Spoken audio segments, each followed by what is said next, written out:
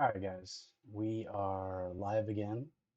I have everything switched down a bit, but you know what? Check the recording sources. I might need to check it out and see if, hmm,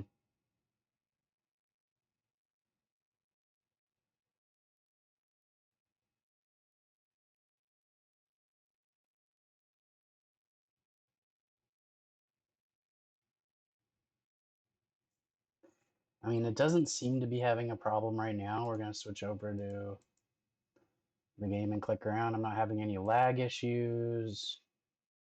I don't see any kind of encoder overload, although my KBS does seem to be dropping for some reason. Seem to be having some trouble with the KBS, but overall doesn't look too bad. It's actually quite low for some reason, just kind of worrying me. Keeps dropping into the red. I'm not really liking that at all. Let me just open up stream real quick. Oh, it doesn't even say I'm live right now. Hold on. I'm sure I just need to refresh it. Yeah, I just need to refresh it. Go ahead and open this up. Gonna check how everything's running. Is it kind of choppy for you guys? Let me see.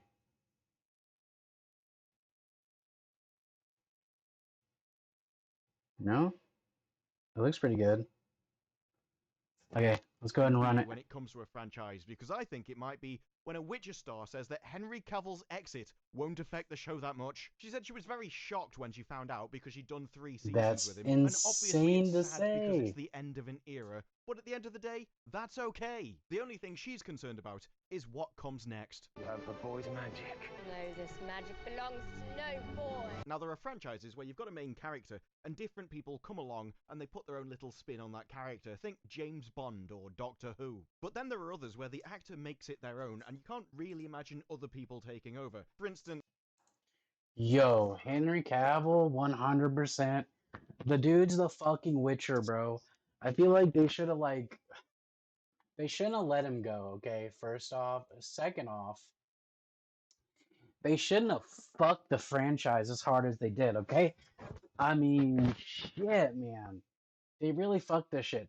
Like, they could have had a really hardcore franchise, right? Like, there could be movie spin-offs and everything. It could have been Harry Potter, except TV and the movie. You know what I mean? Like, they had it here where they could have done multiple seasons, multiple types of spin-offs.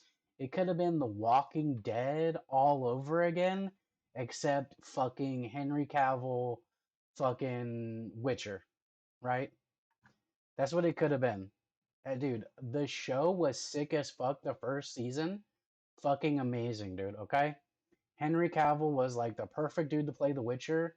Like he was killing it. He is Robert Downey killing it. Jr. in Iron Man, Tom Cruise as Ethan Hunt, or Henry Cavill as The Witcher. I mean, this is an actor whose performance of The Witcher was so iconic. Even the author came out and said, I was more than happy if Henry Cavill's appearance as The Witcher. He's a real professional. Just as Viggo Mortensen gave his face to Aragorn, so Henry gave his to Geralt, and it will be forever. Now, the author wasn't that keen on the shows themselves. When asked about the Netflix adaptations of his novels, he said, I've seen better, I've seen worse. Pretty mid, not a high compliment, but he didn't have such reservations about Henry.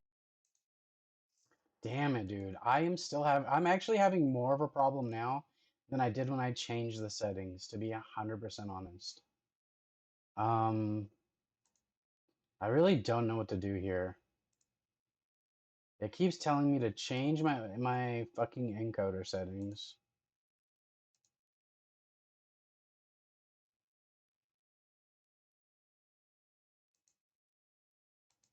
I'm gonna change it back to slow, to be honest. To good quality. Fuck that shit. I can't change any of the video. I can't put it back to 60 frames a second, which kind of sucks. But slow, good quality. I can't change the hardware at the moment, which kind of sucks as well. I would like to change the hardware back. Actually, I think the hardware stayed the same, but I could try a different hardware. I could try a different setting on that. Hmm. Super unfortunate, man. Maybe the slow goods quality does seem to be helping a lot, though, switching it back to slow good quality. Not having anywhere near the same problems, so that might fix it.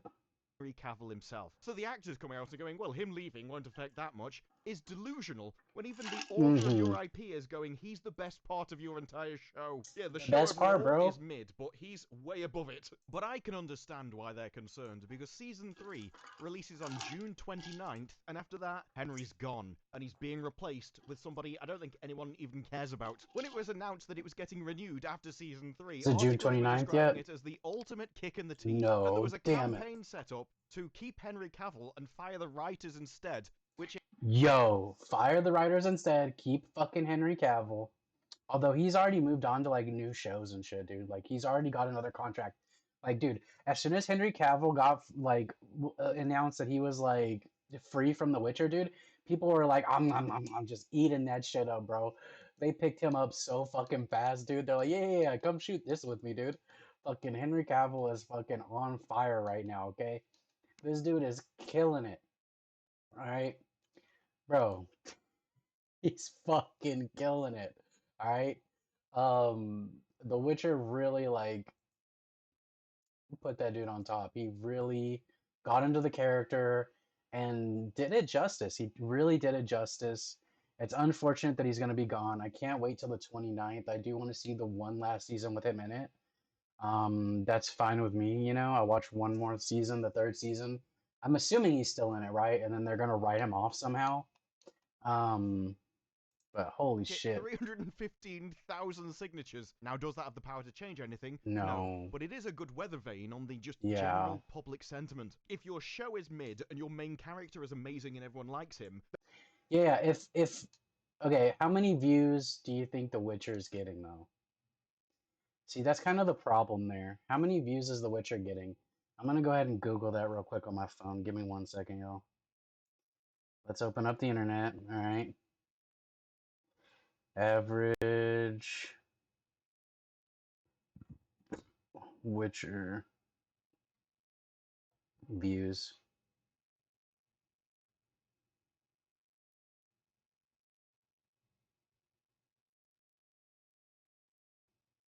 Oh, these are Twitch statistics. Netflix reveals that 76 million people watch at least 2 minutes of The Witcher. I think it was Blood Origins. Are they just changing how they're counting viewers, huh?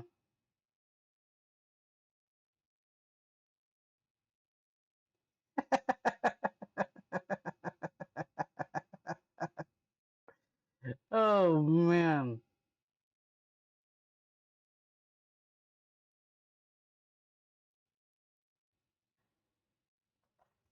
I think Reddit has it. Give me 1 second. It says official Witcher, official Netflix stats Witcher week 3 viewership. 94.2 million for Witcher season 2.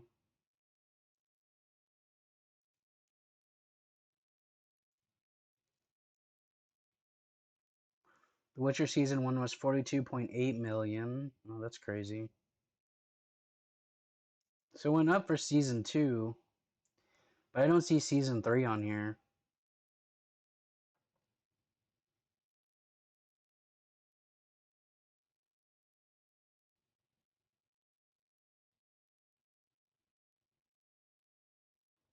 Damn, I wish we could see what the viewership was. I didn't find any deal on it.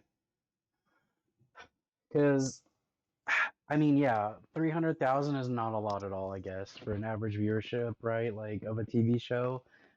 Any kind of show getting like 300 views is probably going to get canceled. There's probably not enough views to even keep it on TV. If that's like all it was getting, obviously it's getting way more than that, but 300,000 viewers, concurrent viewers, isn't probably enough to keep it going at all. But it is a good amount of people to sign the petition. But I guess I don't know. I guess you need a couple million, right? And then maybe there'd be a chance of them possibly changing something up. But the writing has gotten worse, okay? I really don't care what anybody says. Like, the writing really has gotten worse.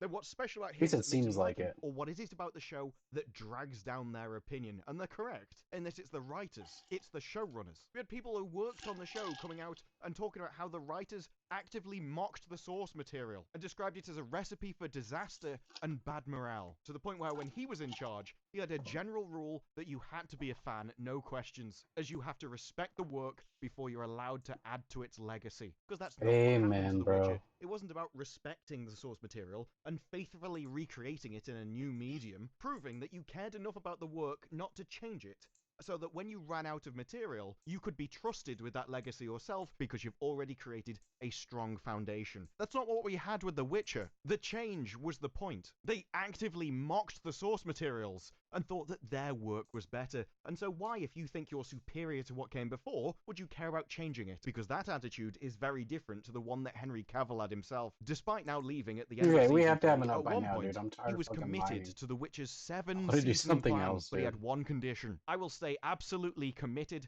to Hissrich's vision as long as we can keep Oh telling god, the great load stories time, which dude. honor the author's work. That's what led him to rewriting scenes. The writers didn't care. They didn't care about a horse. They don't even care about Geralt as an actor. They really want to push other people to the forefront. So why would they care about a horse? The showrunner couldn't even understand why he was moaning about the death of Roach. She said, we kill people. We kill humans all the time. And people are like, how could you do that to a horse? No, instead, apparently, she cared about pressing the boundaries of reality. Because, you know, horses don't live as long as humans. Because a lot of people who worked on the show hadn't put in the work. If they'd read the books, they didn't have an emotional connection to them. When they played the games, they didn't do it for fun. If they played them at all, it was simply because I'm making this TV show, I guess I better grind this out. But to Henry Cavill, it was personal. It meant something. He played these games for fun. He was a big fan of The Witcher before he even came on the show. That's why he wanted to get a part in the show originally. There's even stories that the showrunner found Henry Cavill really annoying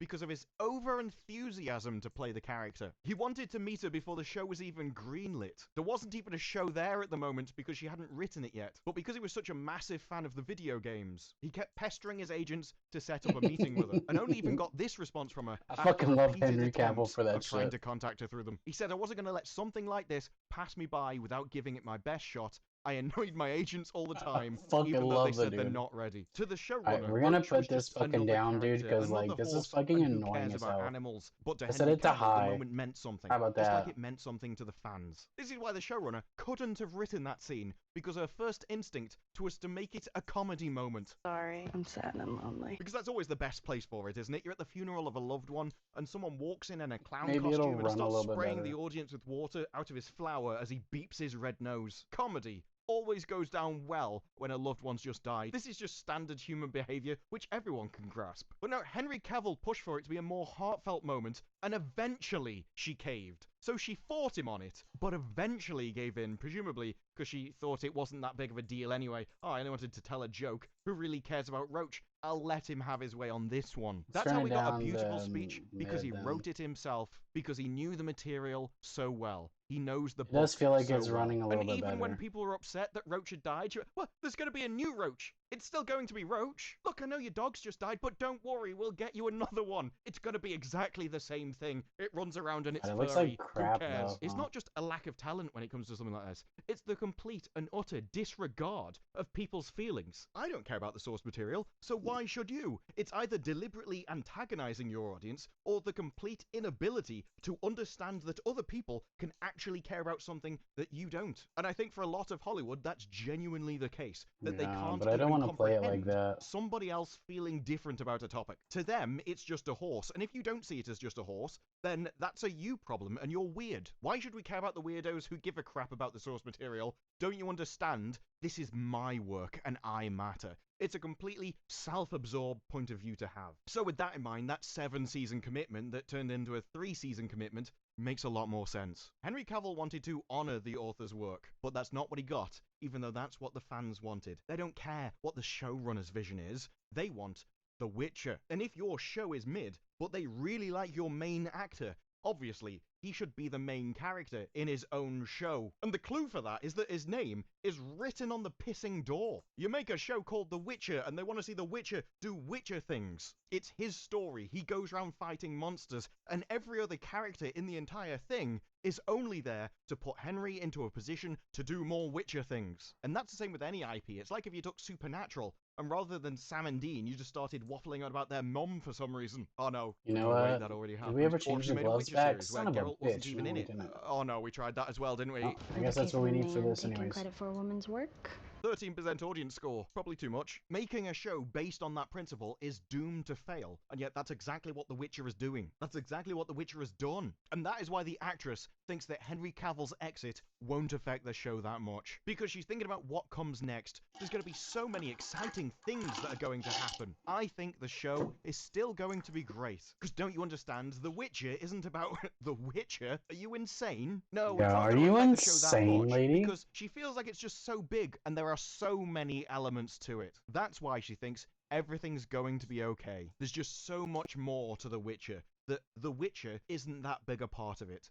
They'll never know what you sacrificed for them. Because The Witcher has had Henry as a side character in his own series. Even on his own marketing material, he's a side character. He's in the middle position of a line of people. That means that they're the ones protecting him. This is the position the VIP who can't defend himself goes in. Point man, very dangerous position. At the back, you might get ambushed, but in the middle, you're the safest, because people have to go through the other two before they can get to you. The Witcher, Henry Cavill, needs protection from his side characters, and that's without the general design perspective of your main character should be in the front. But hey, who cares about that, right? I mean, it wasn't even the worst one. I mean, in the next one, let's play a game of Where's Wally, or Where's Waldo if you're American, as we play a game of Really? Where's Henry Cavill. If you look very closely, Oh, they'd wow. be just about able to spot The Witcher on his own poster. And once again, the main character is very much at the forefront of the work. Maybe that's why she doesn't think it's going to affect the show that much, because there's just so many elements to it.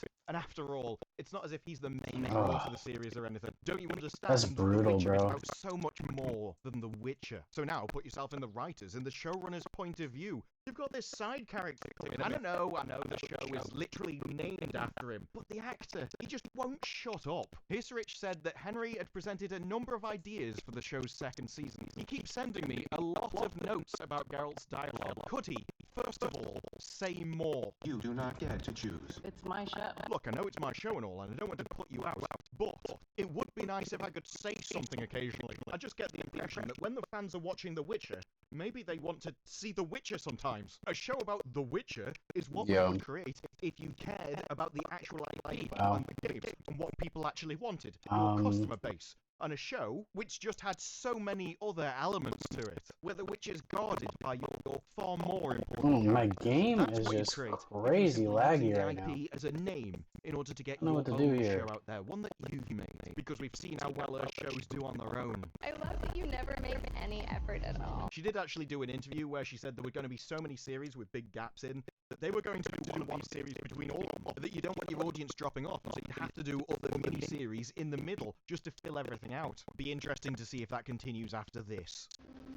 Is that a Let's try this, I No, don't you guess. understand? It doesn't matter what the fans want. It doesn't matter what the source material says. Everybody was laughing and loving at Geralt's fuming. But Henry said that when you read the books, you spend a lot of time in his head. So, can we put that down on the page? Look, we're making a show called The Witcher. Can we put some of the books into it for once? Well, no, as it turns out, because it's not what she wanted. No, she wanted to tell a story about him becoming the father figure to Ciri. Alternate title would be, as was joked about on set very often, just like dad issues.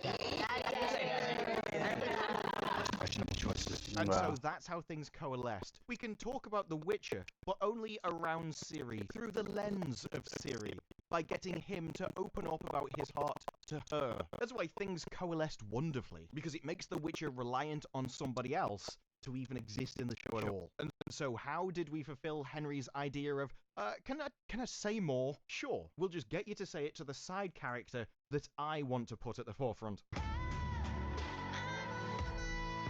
That's how you end up with such a disaster as The Witcher, especially when you start talking out of both sides of your mouth. Like, oh, I just want to make sure the character in the books are done justice, said Lauren Hisrich, the showrunner. Don't you understand? The Witcher in its 7 seasons would be a straight translation of the books, because there's just so much material, you don't need to start inventing anything to keep it going. But we decided to invent a load of new stuff anyway, I guess. You can understand with that sales pitch why Henry was on board, because that's exactly what he wanted. It's just not what he got. Every day he'd be faced with people who mocked the source material. He'd have to rewrite major scenes just so they weren't offensively bad. And even those he had to fight for so that she would eventually cave in, and to put that much effort in, that much care, be the one on the set that's correcting everybody, only to be told that you leaving won't affect the show that much. It's not only delusional, it is offensive. The fans liked Henry because he was the one saving the show, and now, well, everything's going to be Blood Origin, because there is no one to correct them anymore. There is no limitation on what they want. There is no one to correct the Roach scene. Of course, they're excited to see where it goes now, because now we're not restrained. We won't have anyone causing trouble on the set. We've successfully annoyed him enough to leave. Someone who constantly spoke about how he wanted the seasons to stay truer to the books, only to have those desires be paid lip service to. Strange. Oh, this is the closest thing we've done as a one-to-one adaptation. Every single time,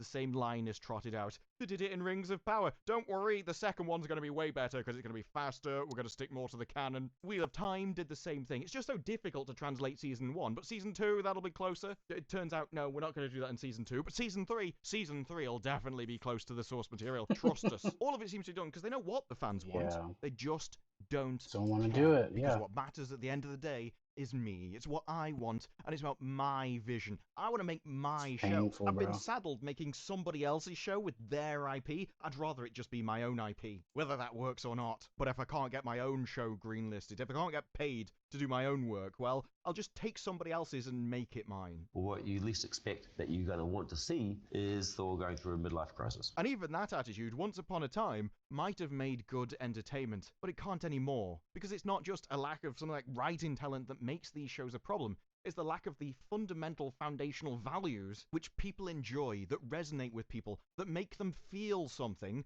and makes them remember an IP, care about an IP, to the point where when a horse dies, they get really upset about it. If you don't have these values, the general public doesn't even recognize it, because you're coming Okay, from an it's entirely laggy anyways. different, Let's do twisted rerun point of auto view. setup, Such bro. as, the biggest danger is there are actually no good guys or bad guys. Yeah, because the battle of good and evil isn't something that resonates with every human on Earth. Oh no, what everyone really resonates with is, actually, there aren't bad guys. Morality doesn't really exist at all. No, that's just a social construct, and everything's grey. Yeah, it's probably not the people that are evil, probably just their circumstances. I bet their environment did it to them. The show aims to make it clear that there are no good guys or bad guys. Because don't you understand? The villains believe that they're doing the things that are best for them, their people and their land. I guess it doesn't really matter. It doesn't matter if somebody believes they're doing good. It matters if they are doing good. It doesn't matter if you think you're good. If you're evil, you're still evil. No, don't you understand? I mean, yes, he has been portrayed as an absolute zealot, a harsh and a terrible ruler, but you realise he just wants his daughter back. Oh, well, I guess that's fine then. Oh, look, the dude wants something. That excuses any reprehensible behaviour,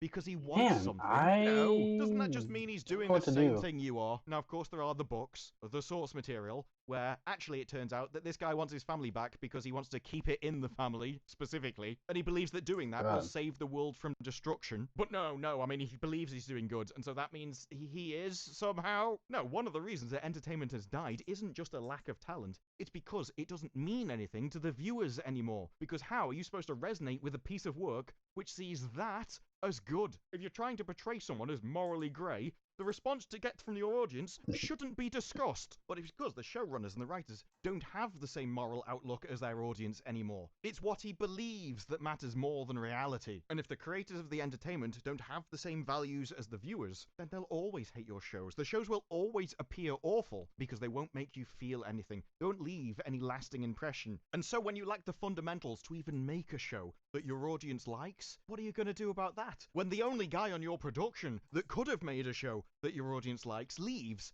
what are you going to do about that? Well, we can make a season 5, let alone a season 4. I mean, your season 3 trailer is already getting ratioed at 69,000 upvotes to 340,000 downvotes because they know Henry's leaving and know what's going to happen next. But no, doubling down and giving it a season 5 before you've even filmed season 4, that's definitely a good plan, that one. Maybe release season 4, check out the audience's reactions, see if it's even worth continuing. Might have been a good plan, but no, full steam ahead. I've got full confidence in me. And they have said we're just about to start filming on season 4 with Liam Hemsworth, and there'll be a short gap and then So straight into season weird. 5. So we're not going to wait for the It audience just keeps reaction, because randomly really, lagging. we know what that's I'm not going really to sure be, what's and it's not causing going to be it. good. So if we quickly film season 5, then Netflix will have to give it us. Let's make as many things as possible, as fast as possible, and rush them out You've the been door. playing at Because such if anyone high has time to quality think too, about with it, no they're going to problem. see this as a waste of money, and nobody wants it. Because despite all the statements to the contrary, I think everybody knows the truth. The Witcher showrunner teaches reasons about why Henry Cavill left. I have Trying a to lot think to of what I say, but changed you'll that would, have to like, come back in about 6 months when she's ready to talk. maybe That was cause actually on the this. 16th of December, so 6 months from that would be in about 2 weeks. Kinda think that's not gonna happen. Because can you imagine what she would say anyway? Every story has two sides of it, and we know what that one's gonna be. We had her original programming, where they thought the best way to advertise it was, well, you know, I mean, it's got a deaf character in it. And we added other elements to it as well, just so we can say if you didn't like it, you're a bigot. There were quite a few bigots in the audience, and the critics, though, actually. Because I think everybody knows the story, and you can imagine what that would look like from their perspective. You've got this guy, Henry Cavill, where for him, it's just about the books. He thinks there's so much complexity to the characters in the books anyway. All he wants to do is put them on the screen, but you're a writer, a showrunner, you're an artist. And yeah, someone else wrote some books, but this is your series. You want to put your stamp on it. It used to be that if you were a fan of Star Trek, you liked Star Trek. Now it seems like half of the people who call themselves Star Trek fans hate Star Trek. As George R.R. Martin said, Maybe it's because it's changing, but as a writer, you'd go crazy if you didn't change it somehow. maybe that's why fans don't like it anymore. Yeah. But nobody understands you. Because you're an artist. You've got this big 7-season plan all laid out, and you're the person getting the big bucks. All that source material, it's a bit childish. Video games are for Okay. kids anyway, aren't they? And who does this guy think he I guess is? we're done He's with not that even for a right now. main character. He's not even that important to our marketing. And whenever I come to work trying to do my vision, he just keeps giving me notes. He tries to change things, and he keeps asking to say more. He's trouble. He's not trying to make it more like the books. He's ruining my vision. He's being difficult. And of course, there's just so many elements I to guess this we show. should go It's just check so out much the bigger farm than real The quick. Witcher. I don't think it'll change it that much if he leaves. Yes, I'm sure she's got a lot to say about the reasons for him leaving, and I don't think many of them would be complimentary. And Yeah. considering he's the only thing that people care about with regards to The Witcher, Bro, I can Henry also understand Cavill's why like she'd be shit yeah, I in can The answer Witcher, that. bro. It's some far distant some thing bullshit in the that future, he's because that leaving. is a conversation that wouldn't go down well that, with like- people. No, The Witcher without Henry Cavill is an IP without its soul. You're missing The Witcher, and Hemsworth coming in might have big shoes to fill. But it's not writers going to are, be a fair like, comparison, because there will be no killing him, restraining influence you now. know? He's brand new coming into a series Just, where like, they've really already making it made hard. 3. He'll be downvoted from everything, have the power to change nothing, and their vision will be complete. The same vision that made a 13%. It's no wonder they want to rush out season 5 just after season 4 without seeing the audience responses, because now The Witcher is an IP without its we gotta soul. log out to Henry refresh Cavill is what gave anyways. The Witcher what little soul it had, because he was the only one dragging it from the books into the series to begin with. And The Witcher without Henry Cavill is like a Witcher beer without any alcohol in it. What's the point? I'm not joking, Geralt's Gold is actually a beer that they're making in collaboration with the show. And my favorite part is it starts with a quote from Geralt that says, "Evil is evil, lesser, greater, middling. It's all the same." A quote from him that was in the very first episode of the series directly contradicts the main theme. I wonder why of this season isn't growing 3, any how bigger. far we've fallen, and why everybody can understand why he's left. Maybe he wasn't in the show for his talent and his book lore. That all got in the way of demanding lots of body work, where 2 of the actors straight up mutinied and refused to do what she was asking them. Cavill and Chalotra were asked to perform the scenes in the 2nd season and just refused. So you wouldn't just find him difficult because he keeps trying to correct your incredible script. Your talent, he's insulting it by saying that you should change it, that you're not good enough. How dare he? And now he's refusing to do the scenes that you're asking him to do. No wonder you'd have a lot to say when he's gone. And of course, the fans don't care about any of that. All they want is the actors that they like. They want the best entertainment possible. And they don't really care who wrote it. They don't care if your vision was changed, as long as it was the best piece of entertainment that they could get. Yeah. Except with The Witcher, that's not what they got. And for season 4 and season 5, it's gonna jump off a cliff from here. Because any problems that we had when Henry Cavill was still there, battles that he would have lost, things that he couldn't change, or things that he just didn't have enough capital in order to alter, they're all gonna get 10 times worse. Because now the floodgates are open. Alright, and we it got a is the little bit more complete, wool here. unrestricted vision of Hiss-Rich We're just herself. gonna For those keep that trying to just my thoughts, rotate the what are yours? wool. Let me know down in the comments below. Like the video if you like the video. Subscribe. More Let's videos sell like this in the this, future. this And I guy will real see quick. you in the next one. Bye-bye. Hopefully it'll keep the. Hopefully we can keep the breeding Before going. I ever caught a single predator in my life, this was the beginning. Okay, we're gonna put this on pause real quick. So we're having some hardcore trouble here, guys. Really not sure why. And it's not even like with the stream, it doesn't seem like. It seems like it's with the game itself. I really want to play on like Ultra though. Ultra. I mean, it feels good when I don't have YouTube running, to be completely honest with you. I'm able to run it pretty well. Maybe it's just because I have full screen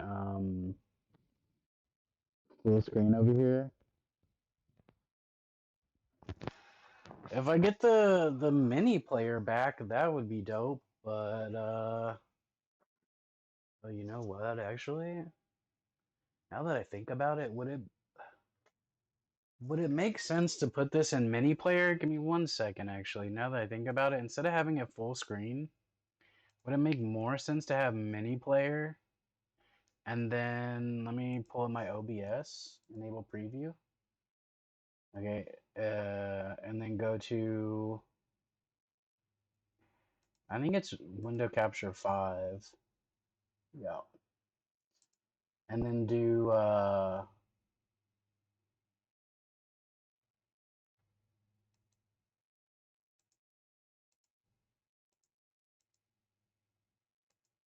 hmm.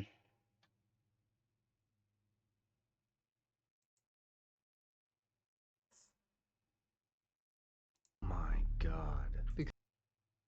Hmm. Yeah, it doesn't look.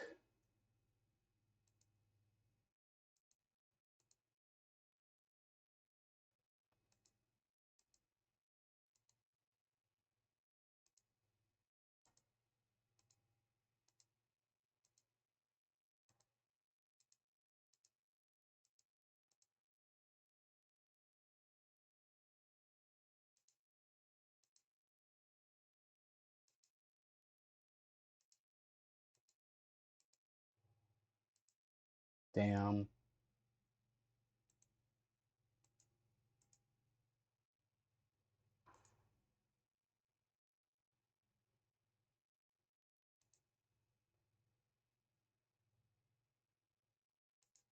If I click browser, maybe? Maybe I change it to browser. Oh no. Okay. This is my bad. Let me go ahead and remove this. Alright guys, give me 1 second. We're having some technical difficulties here. Because I really want to play this on a high quality. But it's kind of hard for us to play it with this other deal going on. It seems to be just bringing, like, draining my bandwidth. Or my computing power or something. Whenever I use full screen. Because the owner of the website happened to be a Democratic politician and ran for Congress 2 times. You're basically But hunting down these people that are exploiting children sexually on the internet. oh yeah, that's where and the lag's coming from. in person. Yeah. I know For sure. you have a couple of Wowzer. horrific stories. One guy that was, I think it was his daughter in the bathtub. Yeah. Yeah, so I'll start, kind of where that all came from. I was Jesus at a Christ, dude. friend's house, and I got a text message Let from my me- friend's wife, and Okay. it was Dude, this got dark as shit. Let me see if I can change the quality. Wow, okay. We're gonna switch it to 144p. It's probably gonna look terrible, isn't it? was multiple photos of screenshots of this website that was It doesn't look that bad, it was- actually.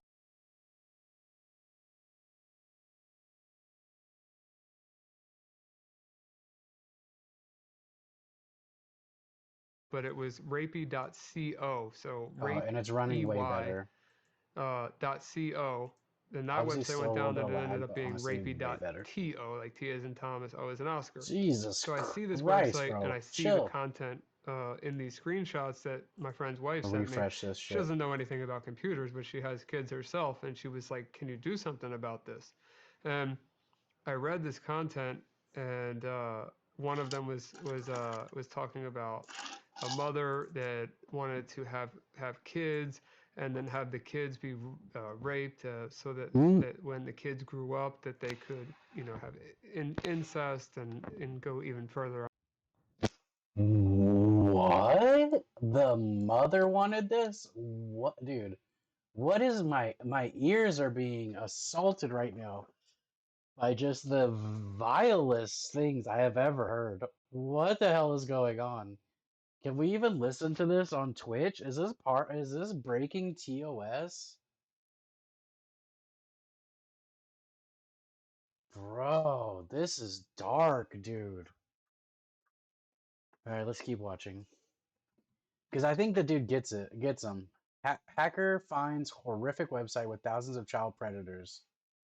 I'm gonna assume he hacks it and gets it down, right? Please, for the love of God. I mean, I'll pull up the screenshots because I'd like to explain like where my head was at that time. But as soon as I read these messages, it was go time, right, baby? A switch flipped in my brain, and I left my friend's house immediately as I got the text, and I went home. I didn't know for sure that I was going to be able to get into this website. I just knew I wanted to do something about it.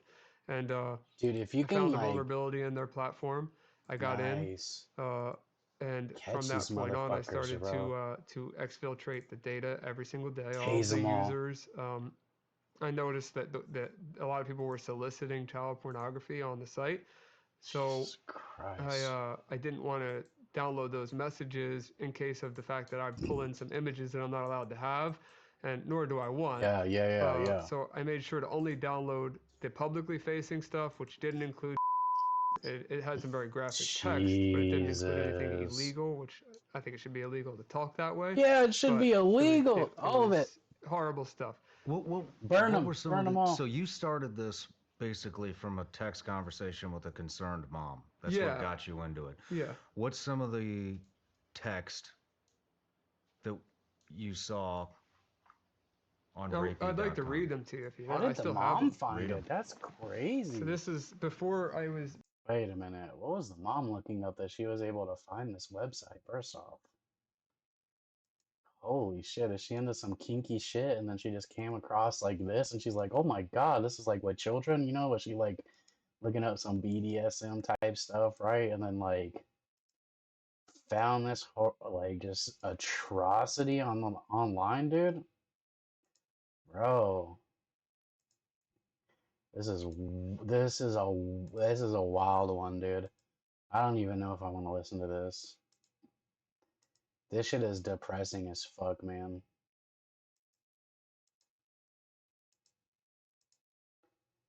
Damn, dude.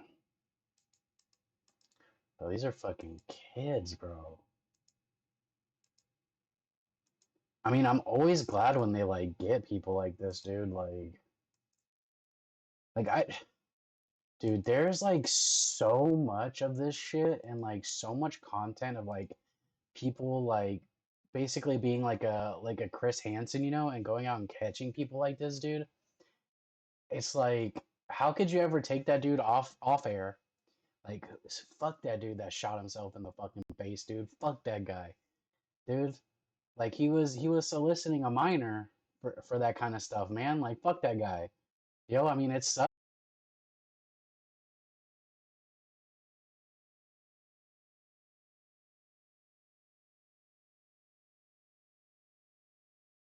Like, you just don't do, dude. Like, there's just there's nothing for this, dude. There's no excuse for this shit. Not even one. That dude just catch a butterfly? The fuck? That was kind of cool. Dude, like, there's just it's like, what are the cops actually doing? You know what I mean? Like, what are these fucking people actually doing? Why aren't these people getting caught? I don't understand at all. This is so dark, dude. We might actually just skip to the next one. Like, dude, it says a horror story, bro. This is 100% a horror story. I don't even know if I want to listen to this, man. It's like, dude, these people should be getting caught, dude. Like, hardcore caught. Do we get the multiple trait boost for the large pen? We got 14K.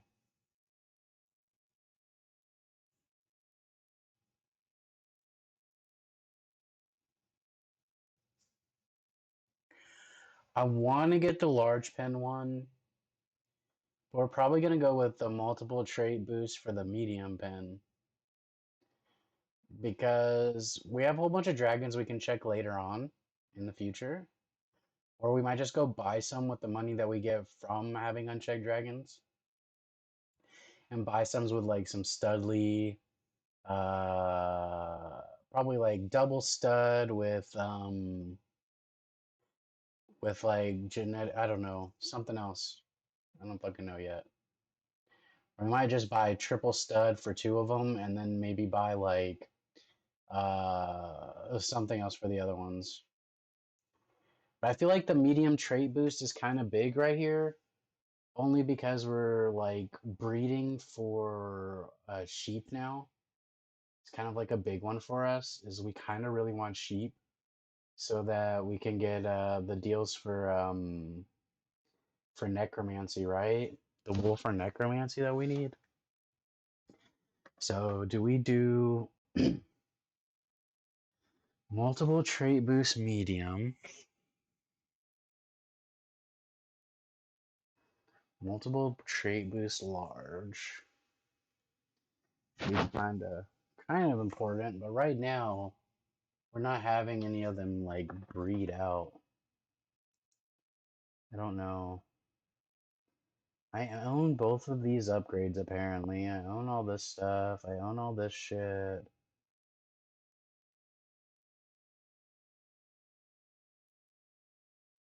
Oh, it's actually logged. You need to get ever so clever achievement before you can buy this pet. Interesting.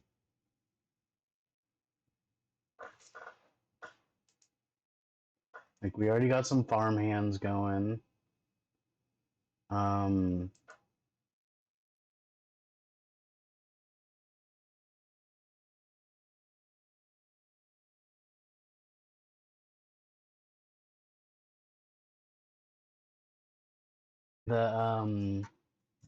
The dragon breeding right now.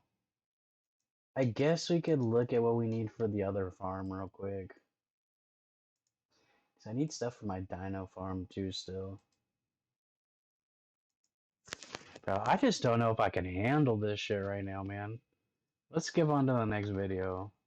As video podcasters, it's always so difficult to find software that does everything That you shit is need. just But I so found depressing, Riverside, and it's a dude. podcast recording software designed.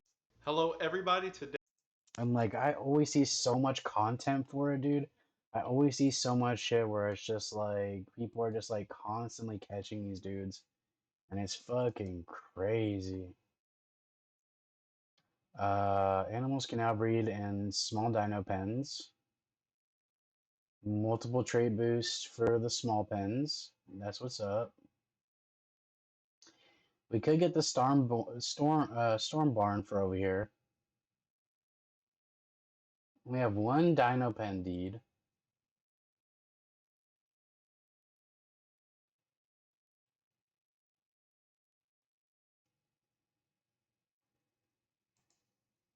We might as well get this because we can afford it right now.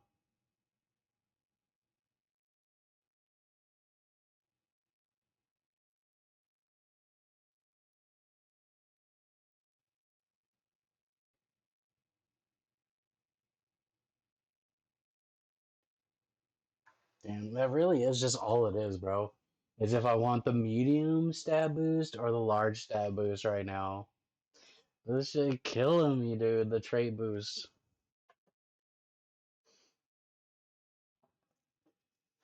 I think we start with the larger one.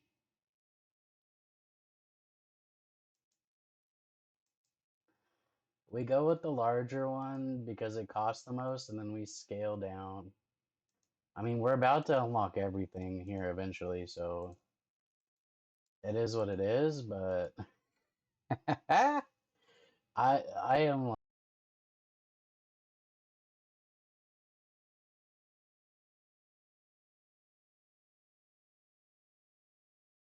like constantly like, man, I don't know. Constantly back and forth. It just like kills me.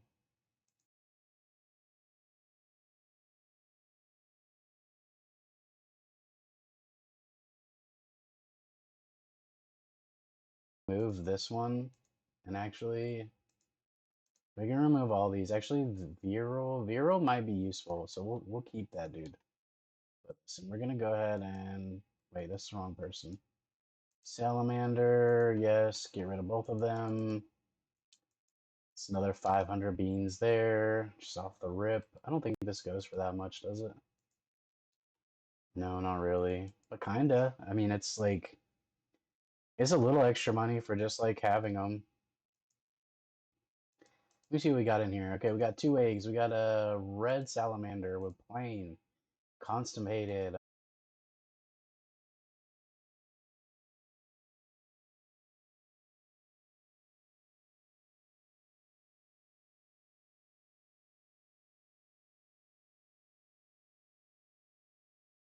Sell these 2, right? Oh, it's an egg. I guess we can throw them in the other pen for right now. In this pen. Because we're just waiting for them to grow up. The black Sallies are all we really need here. Okay, I don't have any to sell right now. But, okay, but, hold on. We might not have enough right now, huh? 2.5K.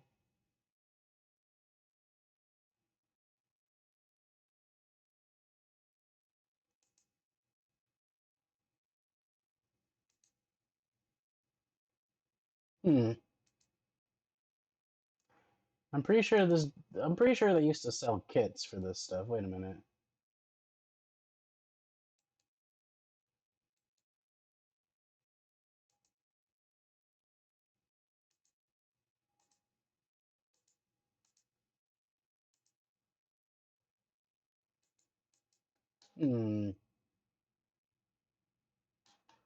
Oh, I guess it auto builds once you buy the deed. Interesting. Okay. Hold on. I guess we'll just use the teleport. It's not really that big of a deal. I do need to go farm some more of those, do my dailies for the Rune Goldberg machine. But we should have some in here that a friend gave us. Oh, I should probably change this, huh? It shouldn't always be spring.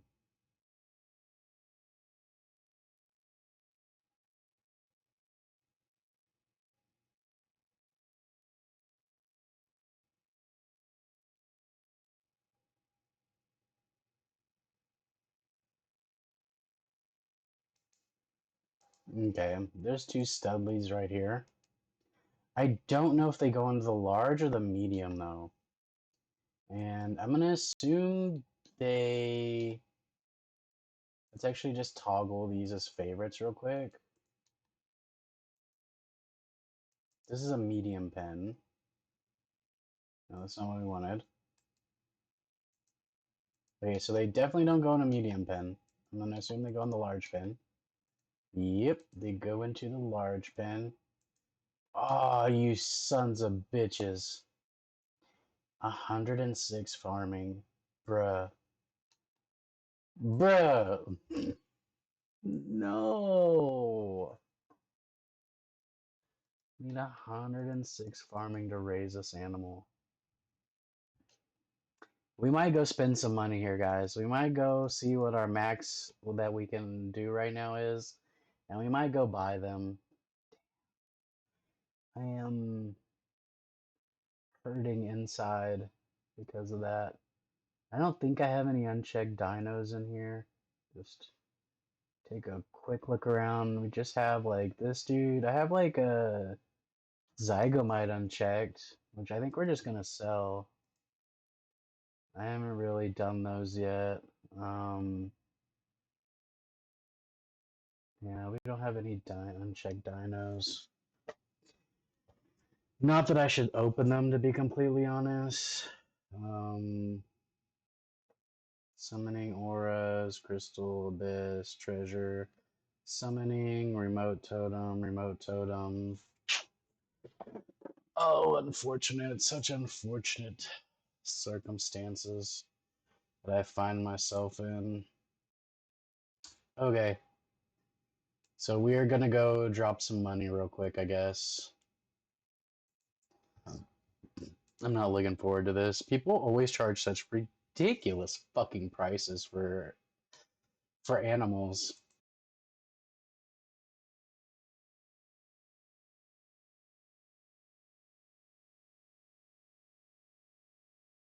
Like actually ridiculous prices.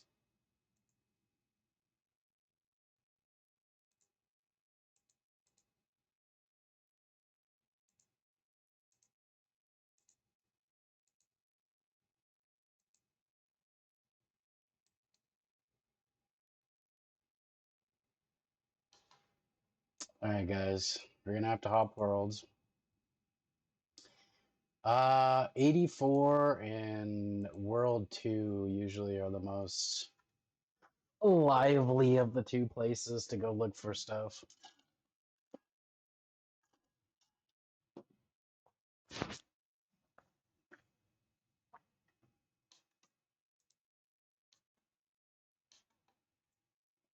Alright, let's see what we can do real quick, actually.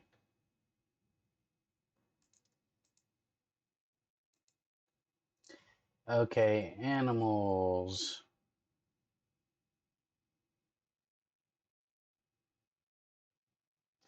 Scimitops. Brutish. Arcane. Well, shit. It doesn't tell you if they go in the large pen or the medium pen or the small pen, huh? They really don't like to give you information here. Give me 1 second. Let me pull up the RuneScape wiki here. Let's do player on farm. And then let's see, dinosaur farm.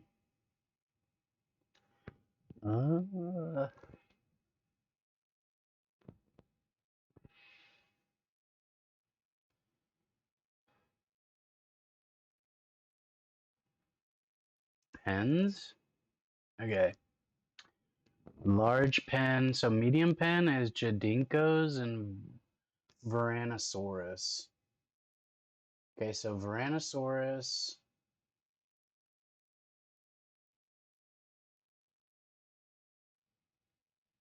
Jadinkos. What do they produce?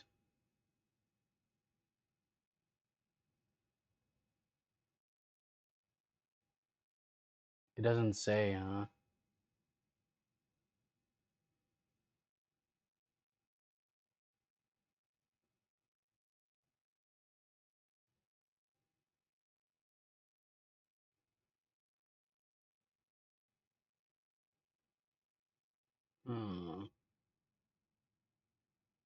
Normal, shiny,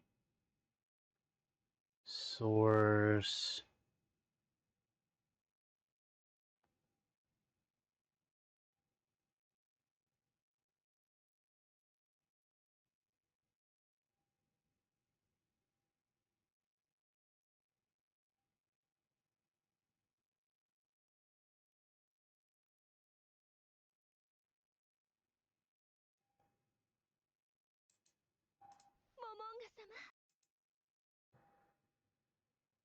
Okay, let's see.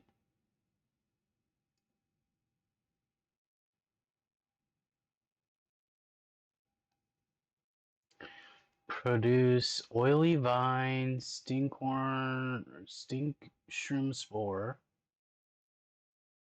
Tomb Shroom Spore. Apparently.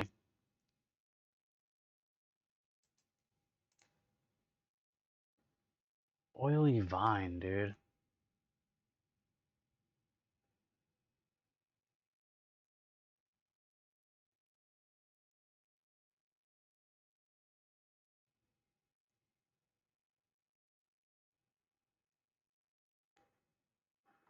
Do we want to do Jadinkos? I guess I could actually open a page on Jadinkos here. Hold on. Jadinkos. Oranosaurus. Alright, 1 second, guys. Hold on.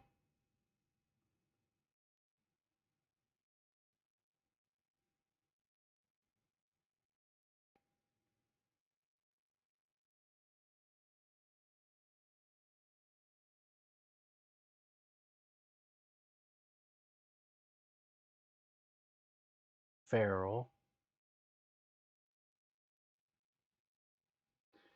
Poison Slime. And if I get shinies, I can get Dinosaur Claws and Poison Slime. So it looks like I can get up to 13,000 a piece. Or 11,400 if I get the Poison Slime.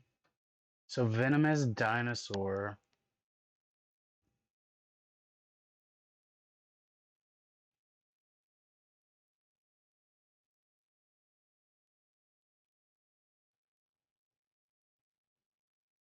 Can I buy from another player? Let's open that up in another page. It says tradable.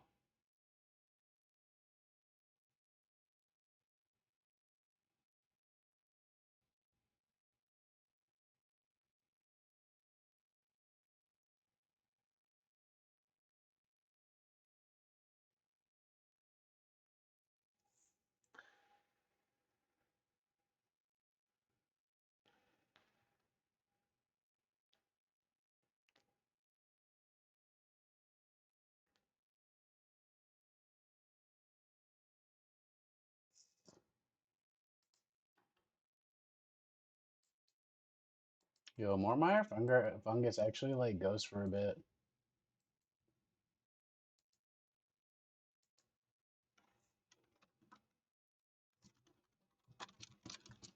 Let's see, anyone got Venomous Dinosaur for sale?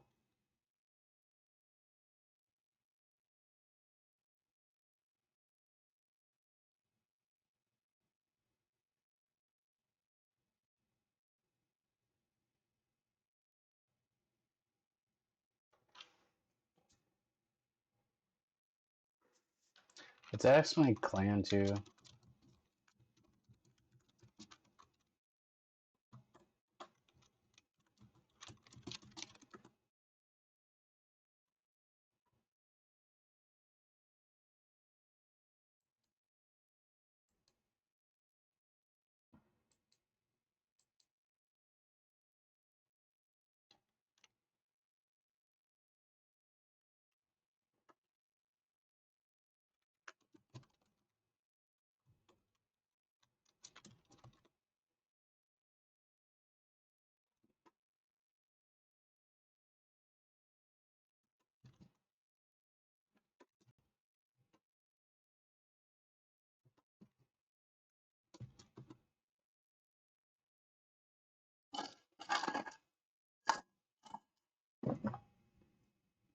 Well, unfortunate. That's what we're looking for, right? Is Venomous Dinosaurs. Tyrannosaurus. Doesn't look like anyone's selling them here. Let's hop to World 2, I guess.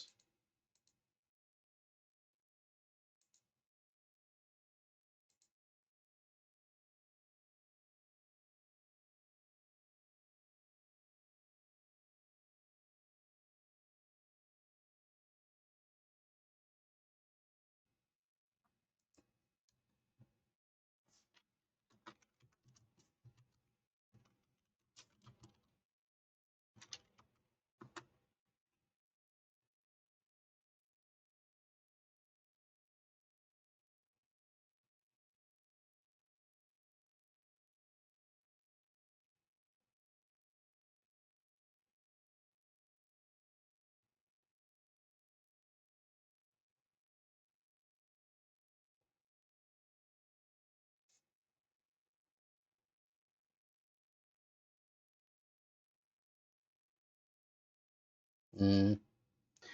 I didn't see what we could get for the large pen though. Oh, this dude wants to trade with this. Hold up. Let's see what we got here.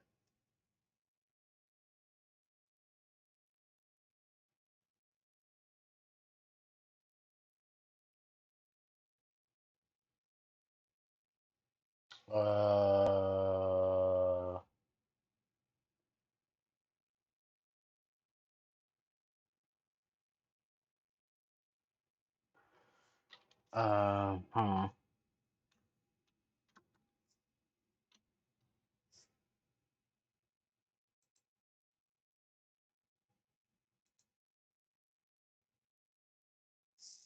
I'm looking for. Gosh darn it.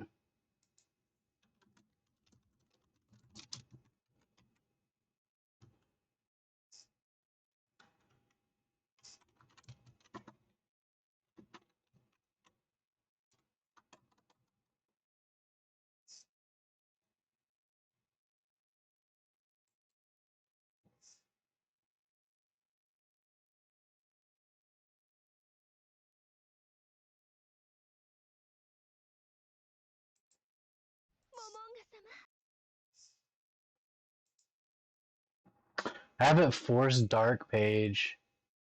Let me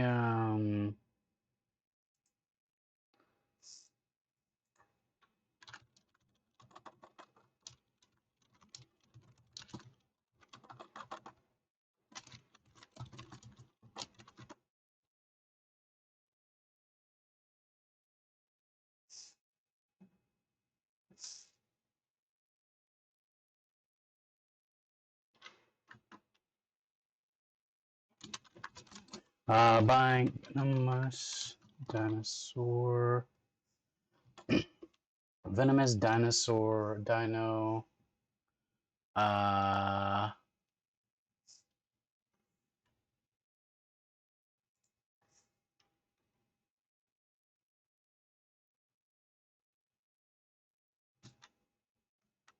Tyrannosaurus. Some shit like that.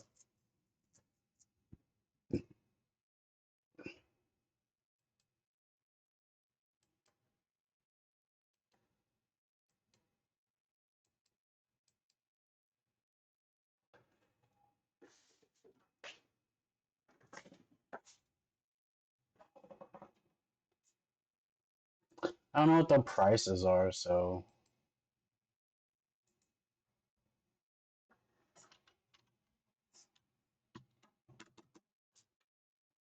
Yeah, I saw them run over there, so I'm assuming they have some.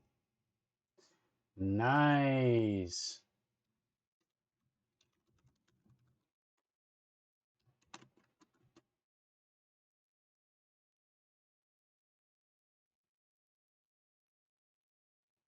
Instability, huh?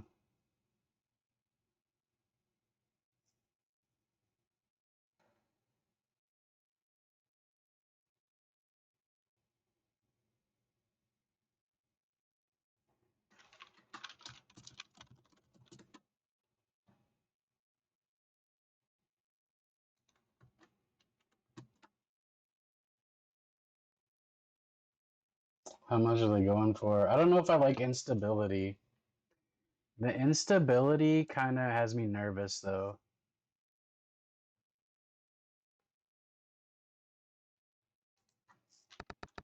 Instability trait.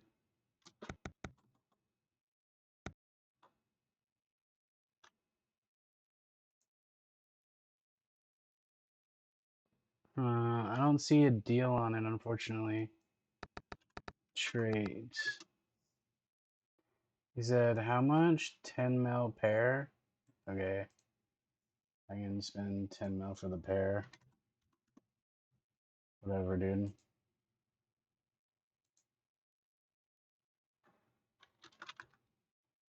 Oops.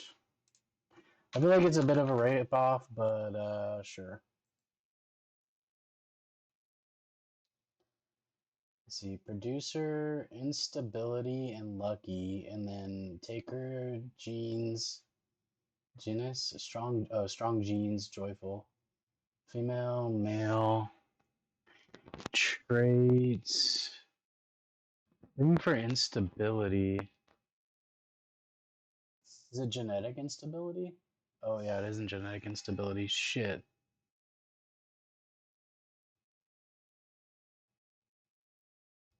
Oh, it's apparently a good one. The genetic instability. The unusual genetics in this animal means its offspring are more likely to have multiple traits. So that's pretty good. Producer, instability, lucky. So I guess that's alright. Taker, strong genes, and joyful. Interesting. Oh, yeah, I guess that's fine, to be honest. It's not really that big of a deal. I would have liked Studley, maybe. A little bit more on them. Like, multiple Studleys would have been really cool. Oh, got 100 million XP in divination. Whoops. There we go. Playing on multiple screens is kind of great. It's kind of hectic sometimes because I'm like trying to type in here and I gotta like re-click onto this thing and then re-rotate back over here. So Jadinkos are off the table. Let's go ahead and close that out. Now let's see. We should need a large pen animal as well.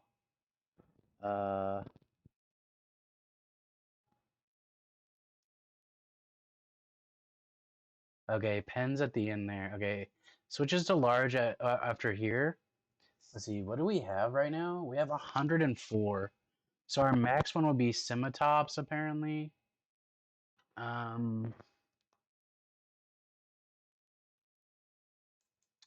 go ahead and open this up. So we can do that. Brutish Dinosaur and Arcane. Apatoris? Apatoris? Let's see. Spark Chitin seems to be what this dude gives off with the Scimitops, which is actually pretty good. 34,600 GP apiece. When harvested, these give Chitin Sparks, but only 40 each, so only 27,680. So let's go ahead and get those out of the way. This does Beak Snot, which at 59,240. Shit. Beak Snot apparently is kind of killing it here with the prices. I mean, obviously this one's gonna be more XP, but I think we're gonna take more money here. Obviously, it's gonna take forever to earn the money back, so it's not really actually that big of a deal. But because 10 mil and breeding these, I don't know if we're ever gonna really make that back and all. But I do like to go usually with the money. So Arcane Apatosaurus. God, they always have to have such fucking hard names.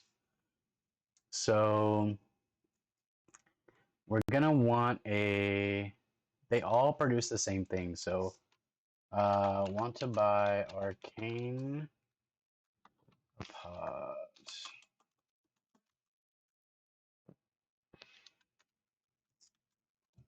Apatosaur.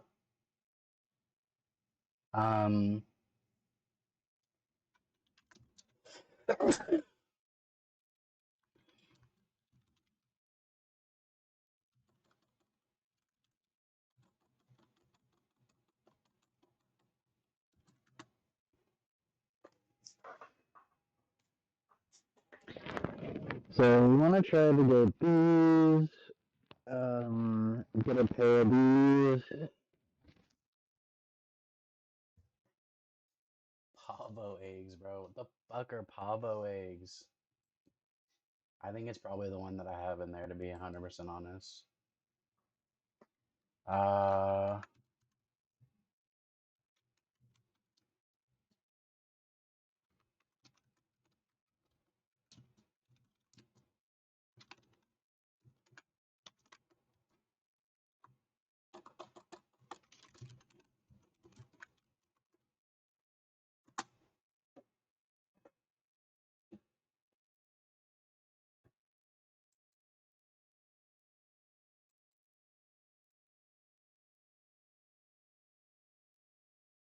We're buying adult Sally's, 150k each, Drags 400k each, Pavos 1.3 mil each, Segos 250k each, and Jads 200k each. Damn.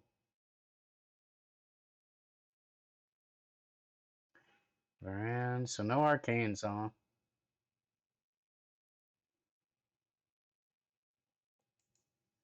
Boo! No one's selling the thing that I want. I want to buy arcane, pair, good, breeding, trades.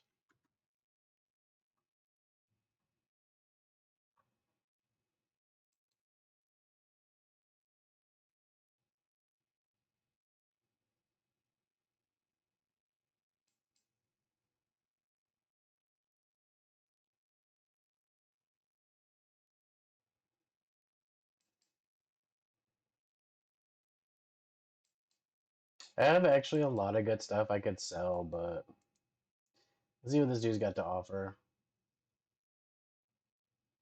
Female, male, sparkling, glistening, radiant, sparkling, glistening, radiant.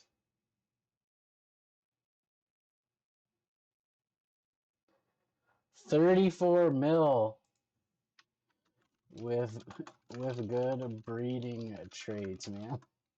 With good breeding traits like Studley, Viral.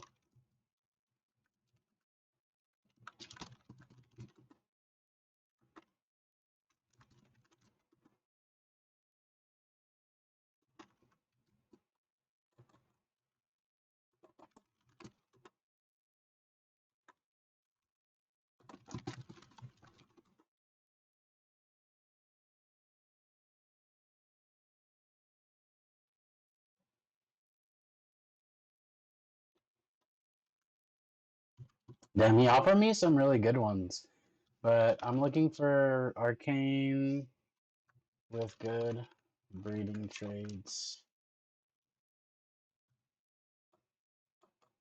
Good breeding traits to Bombella.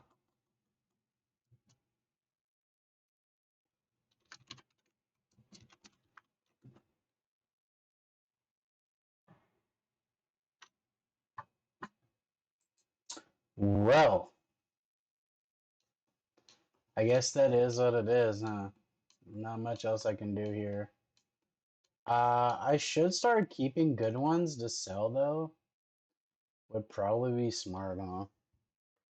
I have a sparkling one. Studley. Got some Studley. Handsome, old at heart, whimsical, surly. Damn, I don't have good ones though.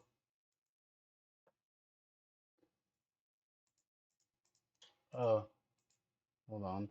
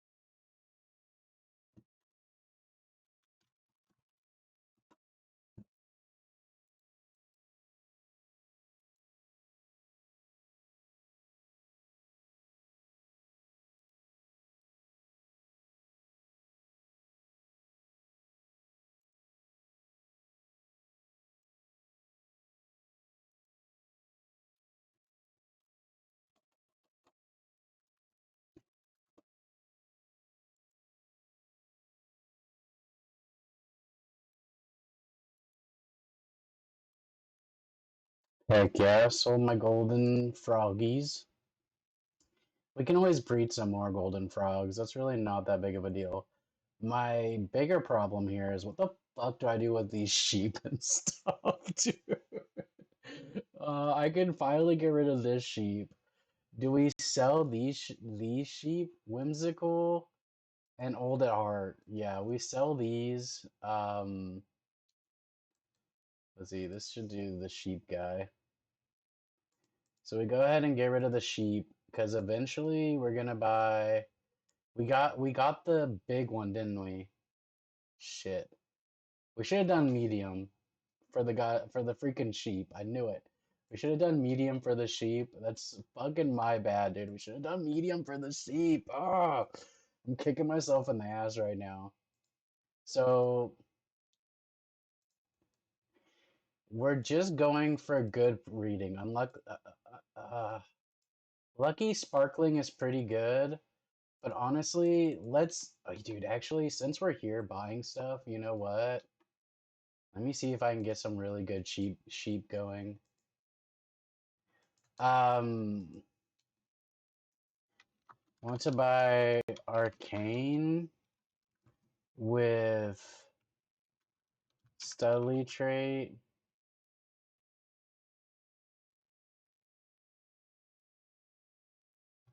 And sheep with Studley trait.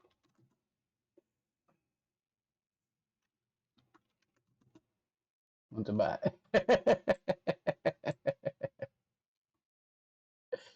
Now what the fuck? I totally typed what the fuck.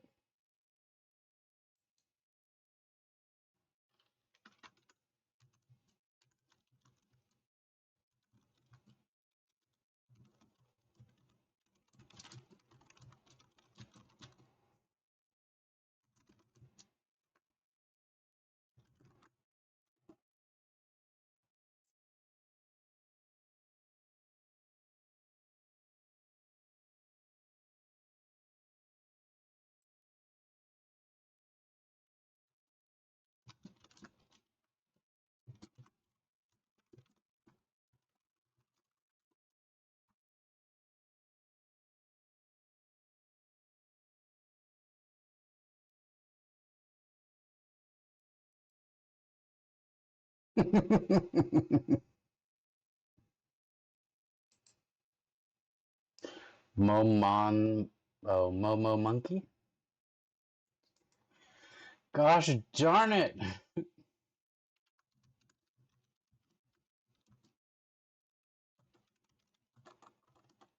Triple Sully, Arcanes, and Sheep pair. Or close to that.